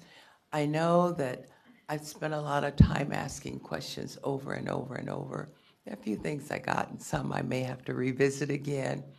But you've been there, and I appreciate all of the work and the passion that you have put into this to make sure we're on board with the goals of cut scores, assessments. Why are we doing this? Should we be doing something different? And the fact that you don't stand there and say, well, I know it all. You allow for the input.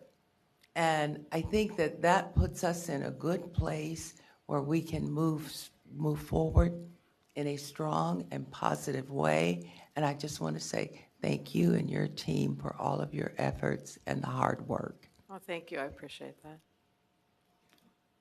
Debbie? Thank you, Madam Chair. Okay, we received some information this morning in an article basically pointing out that in levels 3 and 4 for the 8th grade reading proficiency, that our assessment scored our students at 22%, and then now it's 46%. Is that accurate? How is there a percent now when we haven't set cut scores? I think from the impact data I shared yesterday, okay. so I'll just bring it up and we can look at it. Okay. Reading? Yeah, it says levels English 3 and language 4. arts, what are you saying, 8th grade? Yeah, 8th grade reading proficiency, yeah. 8th grade reading proficiency would be, yeah, I mean, it's right there for you to look at. 45.6%.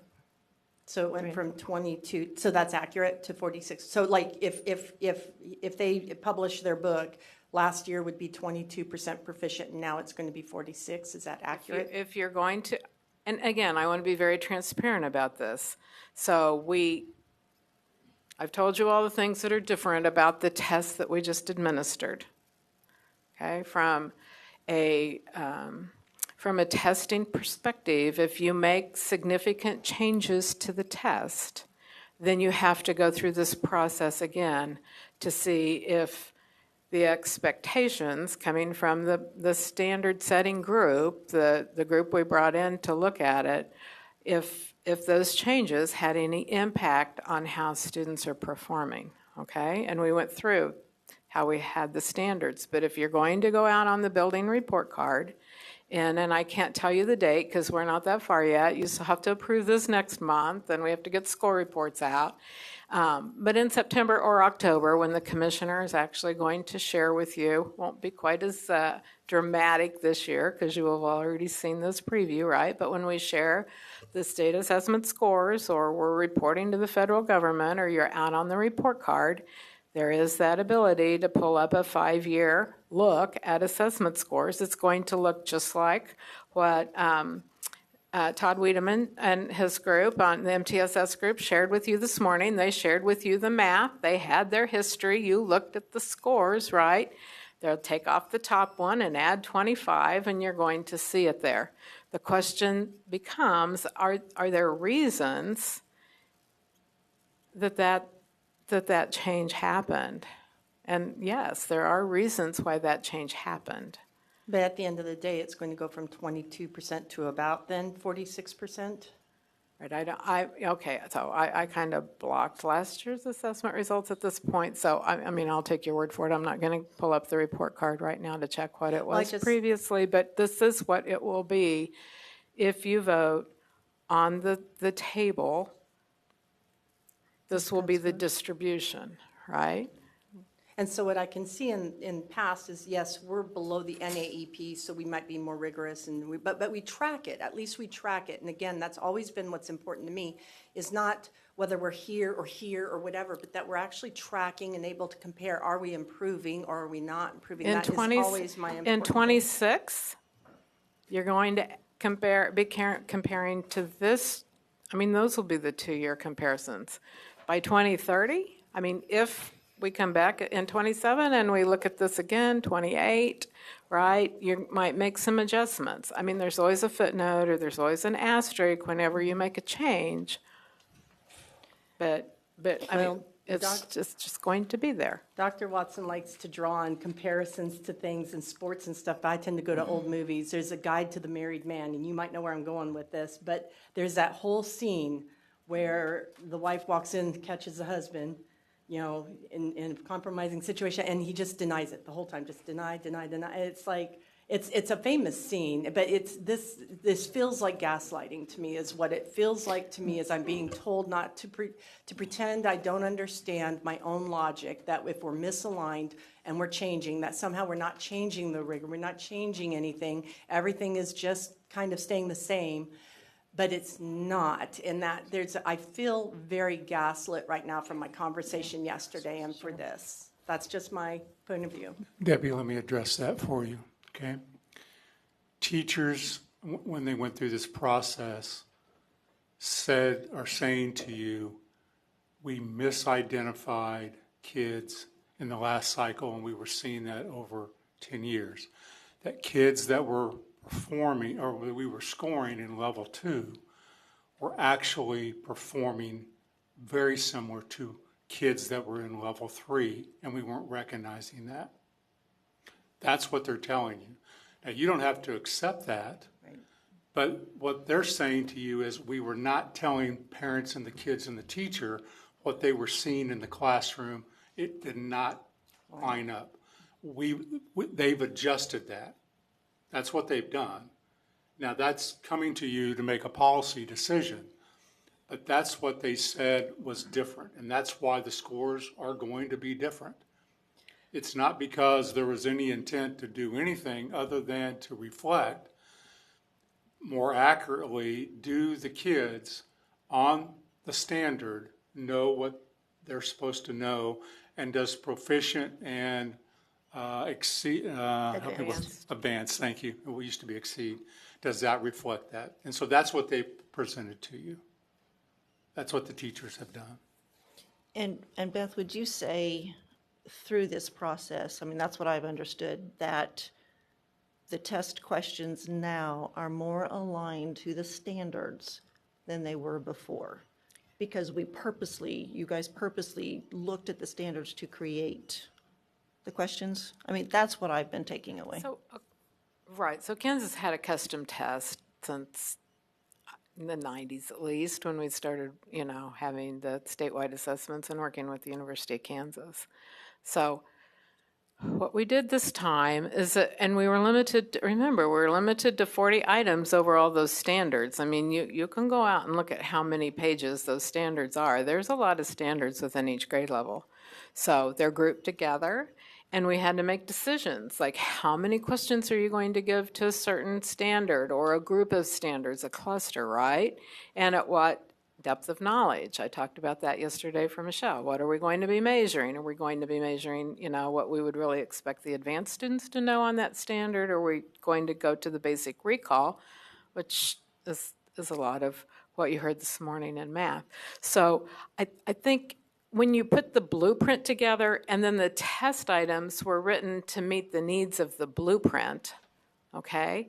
And specifically what we needed to measure and what we wanted to be able to say about what we measure, because remember, when the student report goes out, then we're going to take those groups of standards and then we're going to basically be,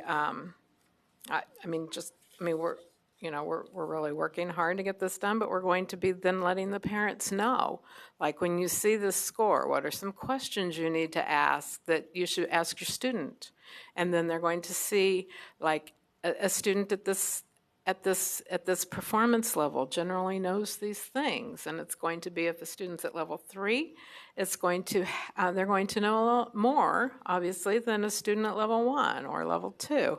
And then we're also going to hopefully be able to give some comparisons to how your students' performance on this group of standards relates to how other students in the state are doing. So we're trying to make it more useful, more helpful, but again, we're measuring, we have to be very precise in what we're measuring. And when you get precise, then I think you get a more accurate reflection of how students are really performing. Yeah. I'm going to just walk everyone back in time for just a second. What really started the chain that led to today was a decision by the gentleman on the end of the table to set and chair the dyslexia task force and said we need a shift into structured literacy and reading, and that changed the reading standards. And once we changed the reading standards, we needed to change the assessment. And all this is a time. So then we decided to change them all to more reflect the standards and the difference. You can't have an assessment that's assessing. You can't say, I'm using reading. You can't say we're going to teach structured literacy and not assess on structured literacy. So that started it, and that caused us to do the assessment. The process we went through, this time we went through in 2015 and 16. And again, that process has been described to you. Teachers are saying, this is where we believe students are doing this work, and that reflects the work of those levels, of the descriptors. Because it's only a 40-question test, we asked Beth, look at this over the next several years and make sure, right, that it's not a little bit out of whack one way or the other, and so that we don't see top-level kids in 2 performing like 3, because if so, we would want to adjust that so that parents and kids have an accurate representation. But it all started with the standards being changed. So I'm sorry. Connie. I don't need to ask a question. Okay. So Beth, is there any way, because I'm still a little unsure on this one, is there any way to, I thought I heard this said previous months, and I'm not I don't know, to somehow, as we move forward, to in any way, I don't know if align's the right word or not, with the previous testing that was done as far as those scores? Is there going to be a way to? Yes, I believe that we will come to a reasonable way for you to make that comparison if that's what's important to you. I've acknowledged that. We've had a lot of conversations. I can't tell you today what it's going to look like, and it's not the top priority of KU right now, because getting the score reports out to the students is the next thing that is on their list of everything that's most important. But yes, I will be able to bring that back to you and be able to. But what I will caution you with, and why we as an assessment group have agreed that could be helpful, is if we're also able to provide some assessment literacy work on the appropriate ways to look at that and use it, right? Right. Because sometimes when you put those comparisons up, people jump to conclusions, right, that may not be accurate or reflective of student performance. So yes, we'll be working on something that you'll be able to see and look at a more granular level than just the bar charts on the website. Yeah. And I mean, all along, what I've been hearing for 2.5 years is that this is not the way to know how a kid's really doing in school. The Right. The, I mean, the summative assessment that we gave for the last 10 years was not as useful or helpful to teachers as what we would like it to be. and teachers are using so much more information. They are. Dr. throughout their Grimman school year. Right. shared that with you yesterday. That was one of the points of that whole conversation is like when you have an assessment that's making a decision, and I talked to Mr. Porter about that a little bit earlier, if you aren't somewhat close with what you're looking at, then the outlier becomes an outlier, right? And when we know those kids at the high level 2 didn't need the interventions that sometimes they were being given because they were at level 2, I mean, we need to make it work. We need to make it all work together and to make sense. And we feel like at this point, this makes the most sense where we are today with educating our kids. Okay. Michelle, I just want to check in with you. Did you have any comments or questions? I don't want you to feel like we're ignoring you because I'm not really great at watching out for you. Thank you. I'm just absorbing all of this. Okay. There's a lot to take in. Yes. And it you keep is. saying things that I keep thinking, oh, I have a question, and then I'm writing it down. So Okay. thank you. Well, reach out to me anytime, and I'll be, any of you, feel free to reach out in this next month. I'll be at the annual conference. I know you'll all be there. I'll put my plug in for that today, too. That's right. So I'll be down there at the end of the month, and certainly available to have a conversation with you if you have questions. We'll have several people on our team there. If you have specific content questions, we'll be doing content sessions, so you'll be able to hear all the great work we're doing with the teachers and the curriculum leaders on really aligning to the state standards, how you teach those in the classroom. There'll be some sessions on that. So I'm just putting my plug in to bring everyone and come to the annual conference. Yes. Madam Chair, I think you missed my name. Yeah, I wasn't dismissing yet, so yes, go ahead. Oh, okay. I'm sorry. You ready for me? Okay, thank you, Madam Chair. So just going back to your comment on interpreting this information, how it can be very hard. We got that PTA kind of thing yesterday, and one of the other board members I was talking to, I said, well, I mean, I look at this that we got yesterday and I say, oh, we're declining. And it just really shocked that person. And I said, well, you've got to understand, in 2003 through about 2017, we were above on NAEP scores for the state profiles and the national report card. And then 2019 to 2024, we're just only at the national average. And then, like, she seemed to be like comparing us to Arizona, which Arizona has a lot of belows and ats. But whereas we're going from here to here, Arizona was here and is going here.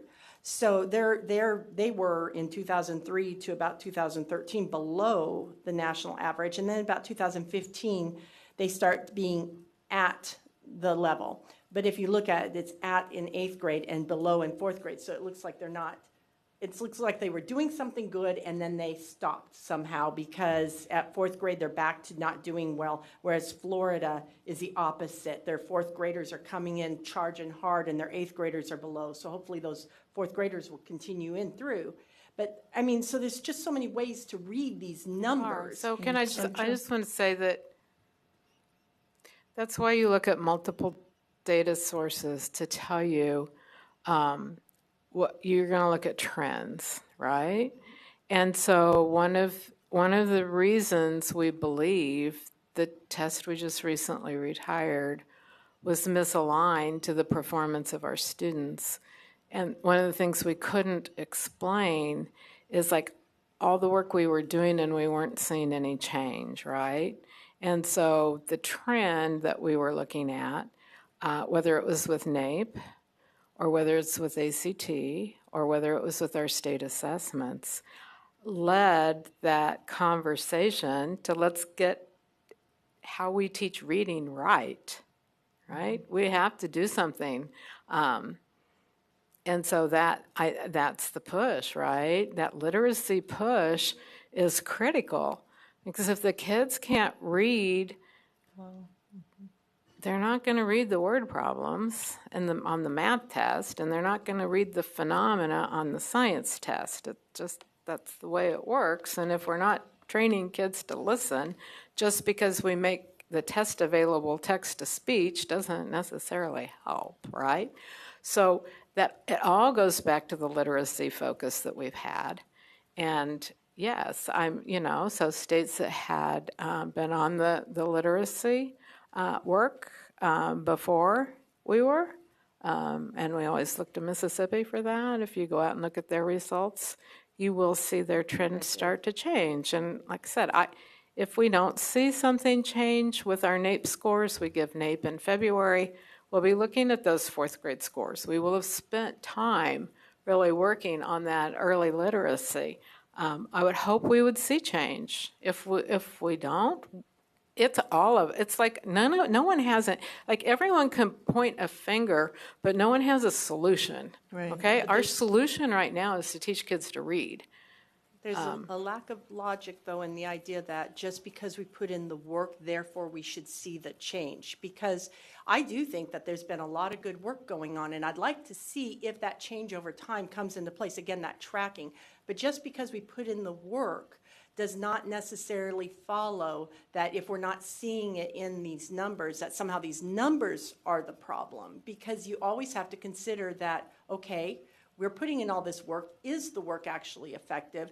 And that's why it's really important, especially with all the changes and all the work that is being put in with the letters and everything like that, that we do keep these things maybe where they're at so we can see, are they being effective rather than our test changing procedures actually the effective side of things. So are you saying you would like to see 22% proficient on the 25 state assessment in ELA? No, I would love to see it being 28% proficient because it's the same test and we're doing better. But it's not all of a sudden 46% because we changed the test. Okay, but it's not the same test. That's the problem. It's not. That's the problem, is it's not the same test. If we had given the same test. And why didn't we? Because one of the things I had asked for is if we were going to change the test, why don't we overlap it by 3 years? Okay, but we're past that. I appreciate your take on it. I do, but well, that was something that had been accepted earlier when I talked about it. I've only been here. This is my 7th month, so this has been in process. I understand. So we're at the end of our 5-year contract on the new test. Yes.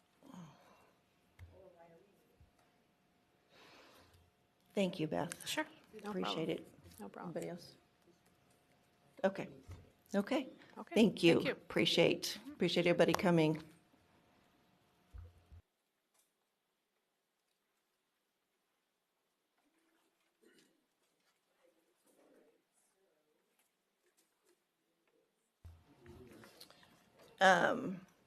Let's just take a minute. Just don't.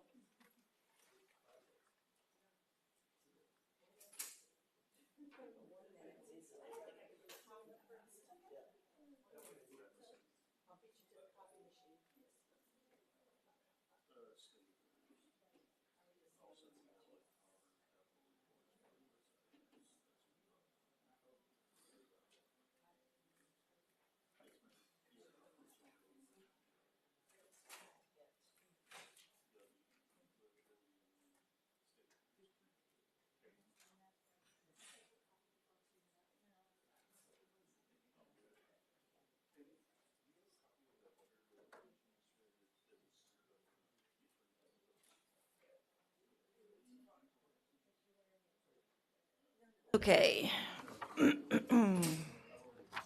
We are going to move into committee reports. Rayleigh, can you pull the screen PowerPoint down? So Michelle, will you be able to give us a report? Okay, great. Give us just a moment. We'll get everybody back in their chairs, I think. Danny?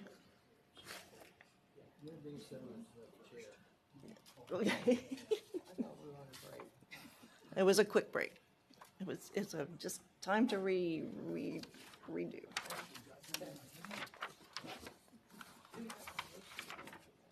Okay. We're going to start with Michelle giving us a report on the Kansas School for the Deaf with the task force. I believe you've met once fully. You had a prep meeting and then a full meeting. That's correct. Our first meeting was July 3rd.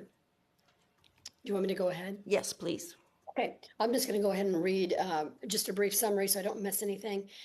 So our first task force meeting took place, and again, this is in person, and this was at the request of the parents to not have this be on Zoom for people to record, because there are a lot of sensitive, with IEPs, a lot of sensitive information, and they didn't feel that would, they didn't want that recorded. So that was established at the very beginning.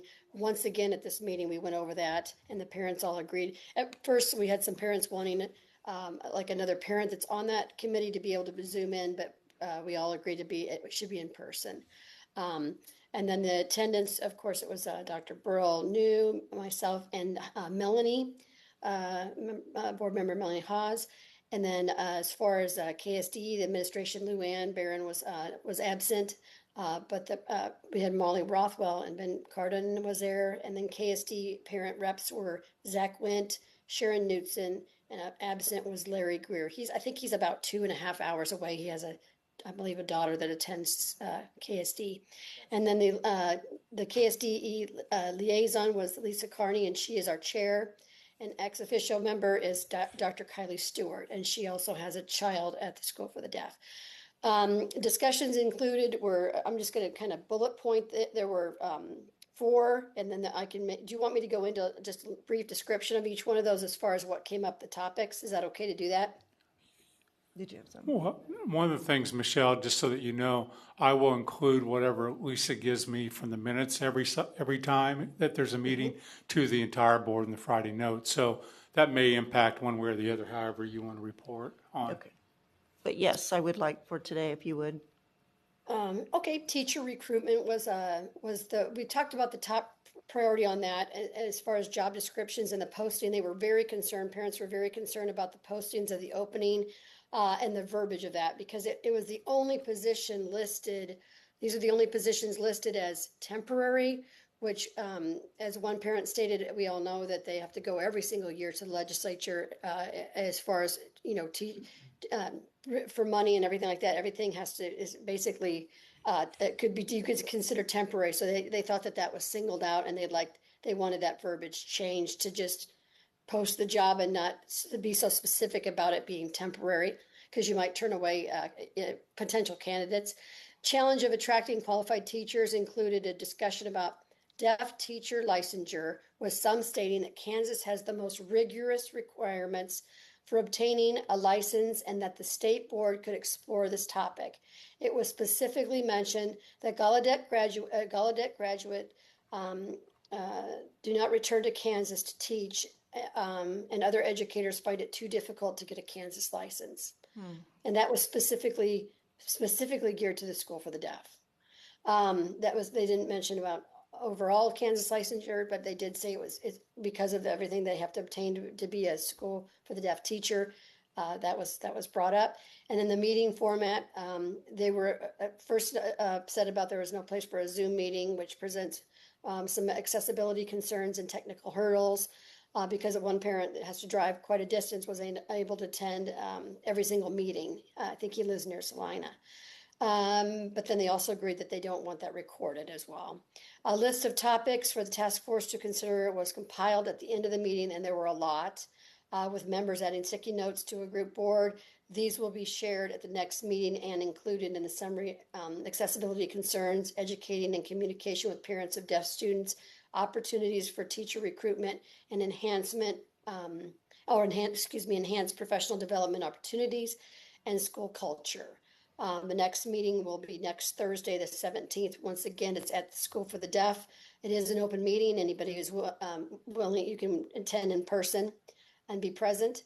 And they'll make room if the room needs to be, if we need to make it larger, we'll move to a different room.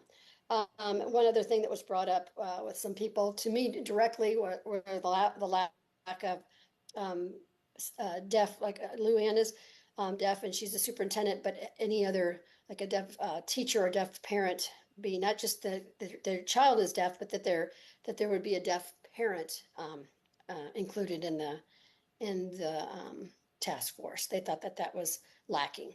And that's been brought up several times to me. So just wanted to add that. Any other questions or? Did anybody have anything? The 17th.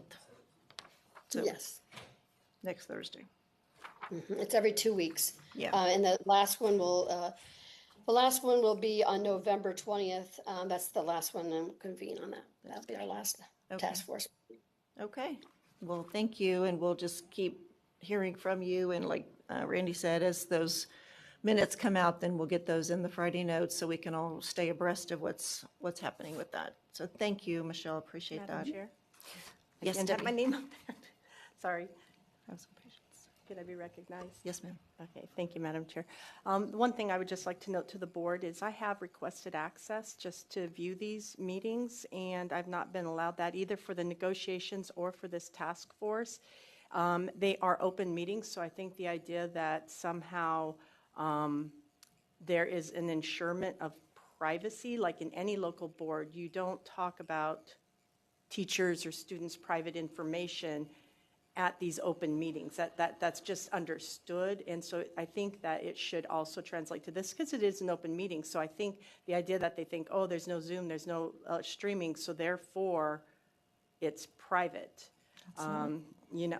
It's not private. I know. And so as, I'm not, like we Zoom in Michelle just because she's not in a position to come in today. All I'm asking. But Michelle's on this board, and so Right, I am she's too. accommodated. But when I went to the first meeting for the negotiation, I wanted to observe. Mr. Ferguson didn't even know I was there. So I just wanted to be able to observe these, and I'm not being allowed to observe them without going there. And we've already heard from Michelle the concerns and the why behind that's not happening. Which I is a appreciate you false- don't agree, but that is Okay. what the task force has settled on with the parents' concerns. An open meeting by law does not mean Zoom access. Okay, so that was that. Anybody else that had a committee meeting this past 30 days-ish? Nothing going on? It is summertime, so that does matter. Dennis? Well, Betty, confirm, we're going to get together as a policy committee together here next month, right? I think, Melanie is. Yeah, in got that. August. Okay. And that will be the day before, on a Monday afternoon, before the next August meeting, and it will be here. So that will be open to the public in that way. Correct. Yes. Connie? We did have a meeting with the Indigenous group. We didn't have a quorum, so the meeting was very short. Probably their main concern was Haskell University, so that'll probably be more of a discussion in August, because we skipped a meeting in May or something, so we got to make up time. And I did go with Burl to JCC to see the graduation, so we did attend that. Thank you. It was very eye-opening. The only thing you take in there is your little locker key, and everything else is in a locker. My husband had to take off his belt and leave it in the locker. So just so you know, they're very strict on what you do there, and it was exciting. One of the parents was so excited. I would have liked to have met her afterwards, but this was for these kids to graduate and get a diploma or a GED, whichever they chose, was probably monumental in their lives. And Burl and I talked about it. Some of these kids may be the first one in their family to achieve that step. So it's very, it's very exciting. A couple of boys did get electrical licensing type things through Washburn. So they're offering these kids different things. They have another graduation in December.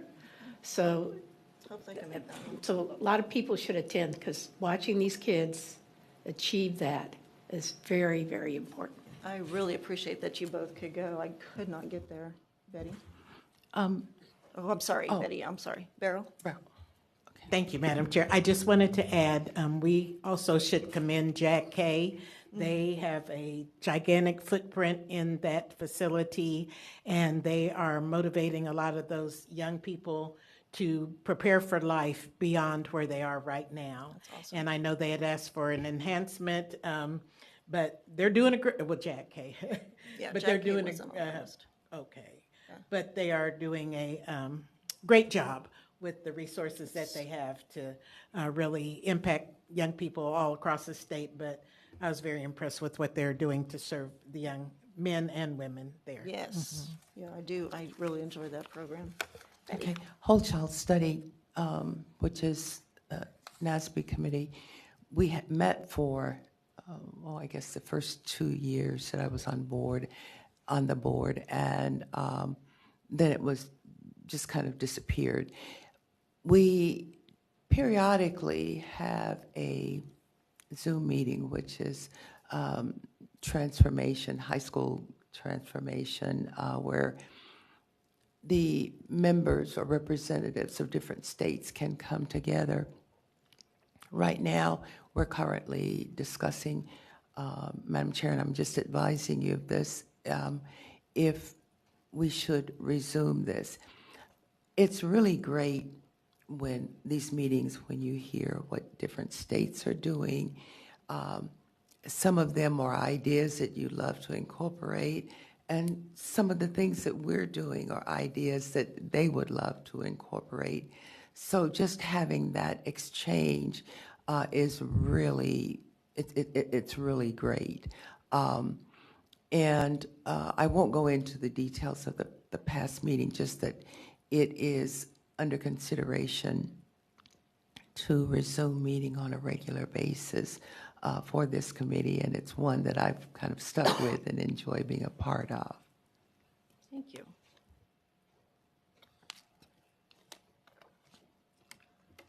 Okay, nobody else has got anything. I did go to, as the chair, the state board chair is always invited to the National Teacher Hall of Fame events. I think I let you guys know that I was going last month. So I attended their smaller thing at the Brown v. Board in Topeka the day before, and they did the full tour. And that was just really powerful, being a part of that. The rededication memorial of the fallen educators there in Emporia, which is, when they say educators, it's like we were talking about before, educators are any staff in a district that are participating in the education, so building maintenance people included. So everybody who is added, as they learn of the situations, it could be a building maintenance person who did die performing his duties. So there were several that were added, I think 5, but it was well more than that. It was really, really powerful. And then with the banquet Friday evening on the 20th, when the 5 were inducted into the Hall of Fame. June 17th, I attended the Boost, which is Building Opportunities for Outstanding Teachers. That was a summit that KSDE with Educate Kansas held at Fort Hays State University. They focused on teacher recruitment. It's teacher retention and recruitment, and they focused on recruitment this time. So they had table talks and some breakouts, and that was really good. I stepped in for Jim for the Education Funding Task Force last week while he was out of state. They will have 2 more meetings this year and then restart in January, and Representative Estes will be taking over as chair of the committee, or the task force, rather, at that time. I had asked Deborah to put the KISA info sessions, which I did point out once already, but those are something, if you can get those on your calendar and find one near you, those are really helpful. As they'll also, I think, be talking about the next school improvement day, because obviously the first to the second year changes things up a little bit. So they go into some detail what that looks like. July 15th is the Future Teacher Academy. I think everybody received that email invitation. And I forget all who is going to be there besides you, but there's several. Renee, Jay. Yeah. So, and that portion will be 9:20 to 11:30 in Emporia. I am definitely hoping to make that, so I hope several of us can jump in on that. And then, Madam Chair, just tell your fellow colleagues, you may want to have your full caffeination before Yes, you arrive because- there, because it is not low energy. what's her name? Amy Hillman. Amy Hillman. Yeah. Kansas Teacher of the Year team from Olathe. There's like nothing cheerleader on low steroids. energy about Amy and Todd. So if you think you're just going to go sit in the back, and no, you're going to be engaged.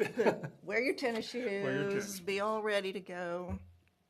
That afternoon, July 15th, Vice Chair Zek and myself will be attending the Foundations Course Celebration at Washburn that we were invited to by Dr. Lane, and others will be celebrating and talking about their pilot of that course that is finishing up, and I think the governor is expected to show up. So we're looking forward to hearing how their pilot program went as they continue on, which is the Seal of Literacy course we approved a couple months ago with higher ed around us in the state. And then the conference. July 28th through the 30th, Good Ideas Conference in Wichita. Anything further you want to say? I'll put a little bit in the Friday notes for you that, along with the KISA and the math trainings. Yes. And then just talk to Deborah, whenever you want to, especially on the conference you want to go, we'll get you registered and just I make think sure. everybody's registered. Yeah, I mean, you're You just have to have a place to stay. place to stay if you need so. But we look forward to having any of you that can make it. Yeah, I mean, it sounds very different from before. There's been a lot of changes made, so looking forward to, it's such a great place to interact with our educators in the field. And like I and Dr. Watson talk about this all the time, those side conversations are so much more than the actual meeting that you're going to. It's those little tidbits that you pull and you have those interactions with people. It's really powerful that way. So I think that's what I have for the so-called chair report. Beyond that, looks like we have board travel requests we need to approve. If you have anything, make sure you're getting those to Deborah.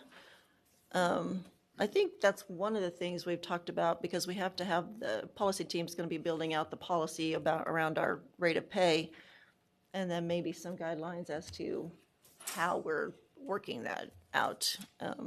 I know I, for one, try to take Zoom meetings and put them into, if it's an hour here and an hour there, I take about 3 of them and throw them into one day's salary since we're not traveling. So that kind of thing.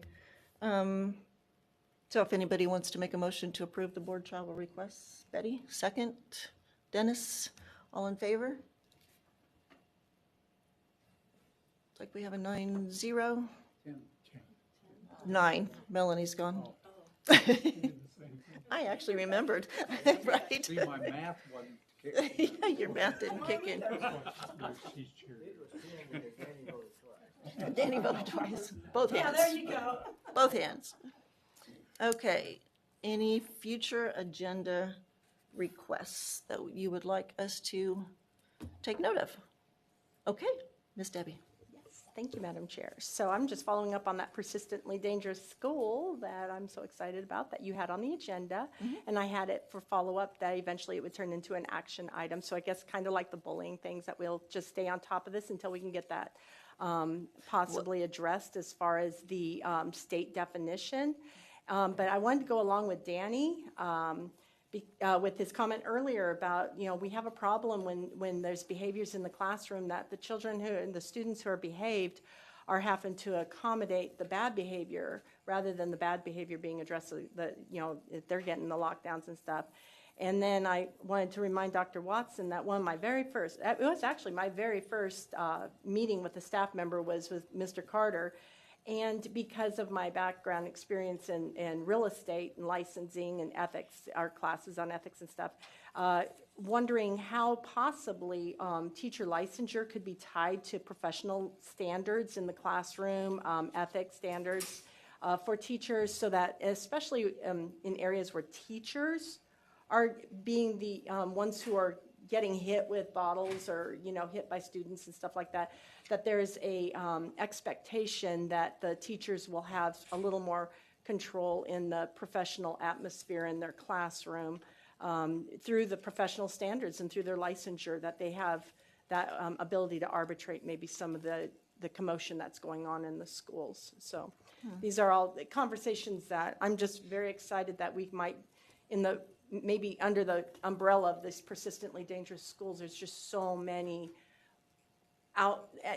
directions that we could go to make our classrooms a much more professional atmosphere for our students to learn in.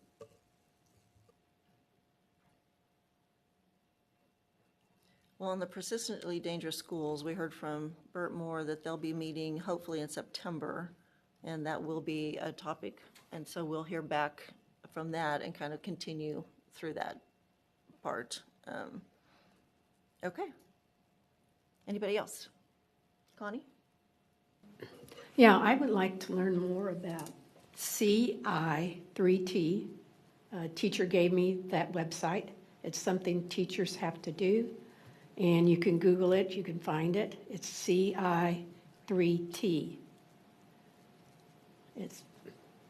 They said it was part of some of the things they had to do. I wonder if it's a district. Oh, okay, we'll look into that. Requirement for teachers, okay. Just find out the purpose. Michelle?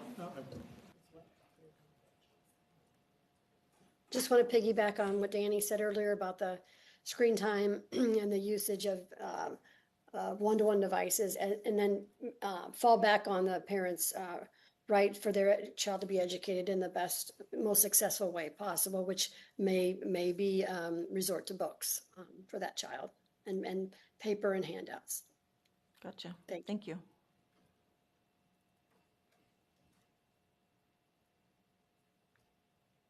Anybody else? Dennis? I would like to us just maybe plan on October, I think, is Agricultural Month. And so it was a wonderful presentation by several people last year. And just a reminder what is available out there for kids in the ag CTE programs. And it really is tied to technology. Farming is becoming more and more complicated. Yes, it is. Yes, it is. So October Ag Month to have a presentation. Okay. Madam, Yes, Danny. more AI, keep Right, we AI gotta in the. keep the technology Yeah, plus the I have AI. to make sure AI. I know I'm all over that, but Oh, I'm agree. I'm worried about it every day. Betty? Actually, just to go on your list, when you go to board comments, I do have a question under that. I think we're ready, so go okay. ahead.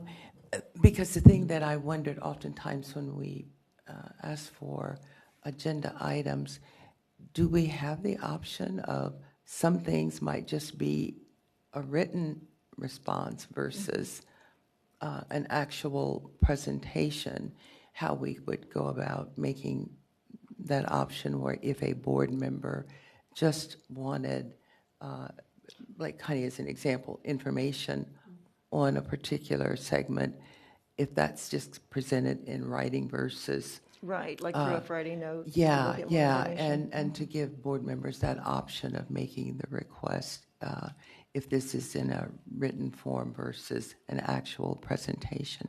Right. Yeah, we'll definitely start there on some things and then see if it becomes anything bigger. Okay, So, yeah. thank you. Thank you. Okay. I don't know about y'all, but I'm good to go. Did you have a comment? Yeah, Betty. I'm sorry, I was on the agenda stuff, so I was board comments. I am concerned because obviously I've been the recipient of these letters from the Kansas Attorney General's office, and I do see that he's actually requesting us to bring our relevant contracts into compliance with what he's quoting as federal case law and the relevant EOs. And he's saying basically that it has been determined by the U.S. District Court for the state of Kansas that the language that we have in our contract undermines protection of biological females in education. And I don't want to participate in doing that. And what I want to know, and who's Mr. Duran? Is that Mr. Gordon? No. So I don't know who Mr. Duran is. Yeah, I'm going to let Scott. Okay, Pat Duran is chief counsel for the Kansas Department of Administration. And he participated in the meeting the meeting that's mentioned in that letter. Yeah, that occurred last week. That I apparently met with. He was present, as well as two attorneys from the governor's office. So that's why the letter's also addressed to him. So who all was, so Mr. Duran, two attorneys from the general's office, and I assume. The governor's office. From the governor's office, and I assume you guys. I was there, as well as the chairwoman and Commissioner Watson. Okay. We're all present in that meeting. So, but, and so that's interesting, but my question is, okay, so we have these districts sending up these contracts, right? And some are concerned because the Okay. Sorry, I was. Well, my question becomes, do we need to go back into executive session because we No, had this? I'm not asking for any future actions. I'm not asking on I know you're anything like not, that. but we had a full conversation that wrapped around the AG situation in executive session. So my concern is that we're going to end up in a place where we're actually speaking what we spoke in executive session, which was under attorney-client privilege. Right, well, So don't answer if I ask something that is not allowed to be answered, and that's fine. I just, what I wanted to know, because I thought about this overnight last night, is we have these contracts coming in, and what I'm wondering is the Department of Education signing the contracts that came in with the language, because then our inaction becomes an action, and I don't want to be a part of an action that is coming out of it in action. Do you see what I'm saying? Because if we are signing some contracts and not others, then we're actually acting, and I don't want this body to act just by non-action, or me be a part of that. Does that make sense, Mr. Gordon? I think so, Madam Chair. I think to have a discussion any further on that, executive session would be appropriate to kind of explain and discuss any position that the state board may want to take. Okay. Because I thought of that last night, and I didn't want to be. So the question becomes, if this board wants to go back into executive session, because that is a board decision. If you do that, you'll have to suspend the rules because it's not part of your agenda. So you'd have to do that first, take a vote on that, and then you'd have to vote to go into executive session. Madam We Chair, changed the agenda yesterday. may I ask a question? No, we did not.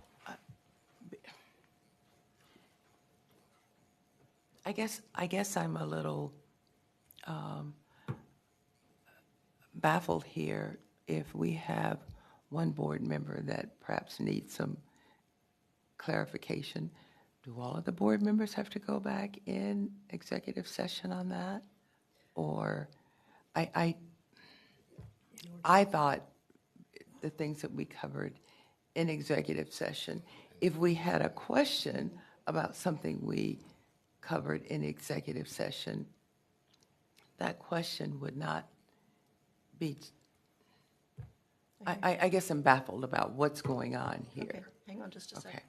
And Madam Chair, if I may, and Ms. Arnold, to your point, I would remind the members of the state board, when you go into an executive session to discuss legal matters that are protected under the attorney-client privilege, that includes the very topic itself.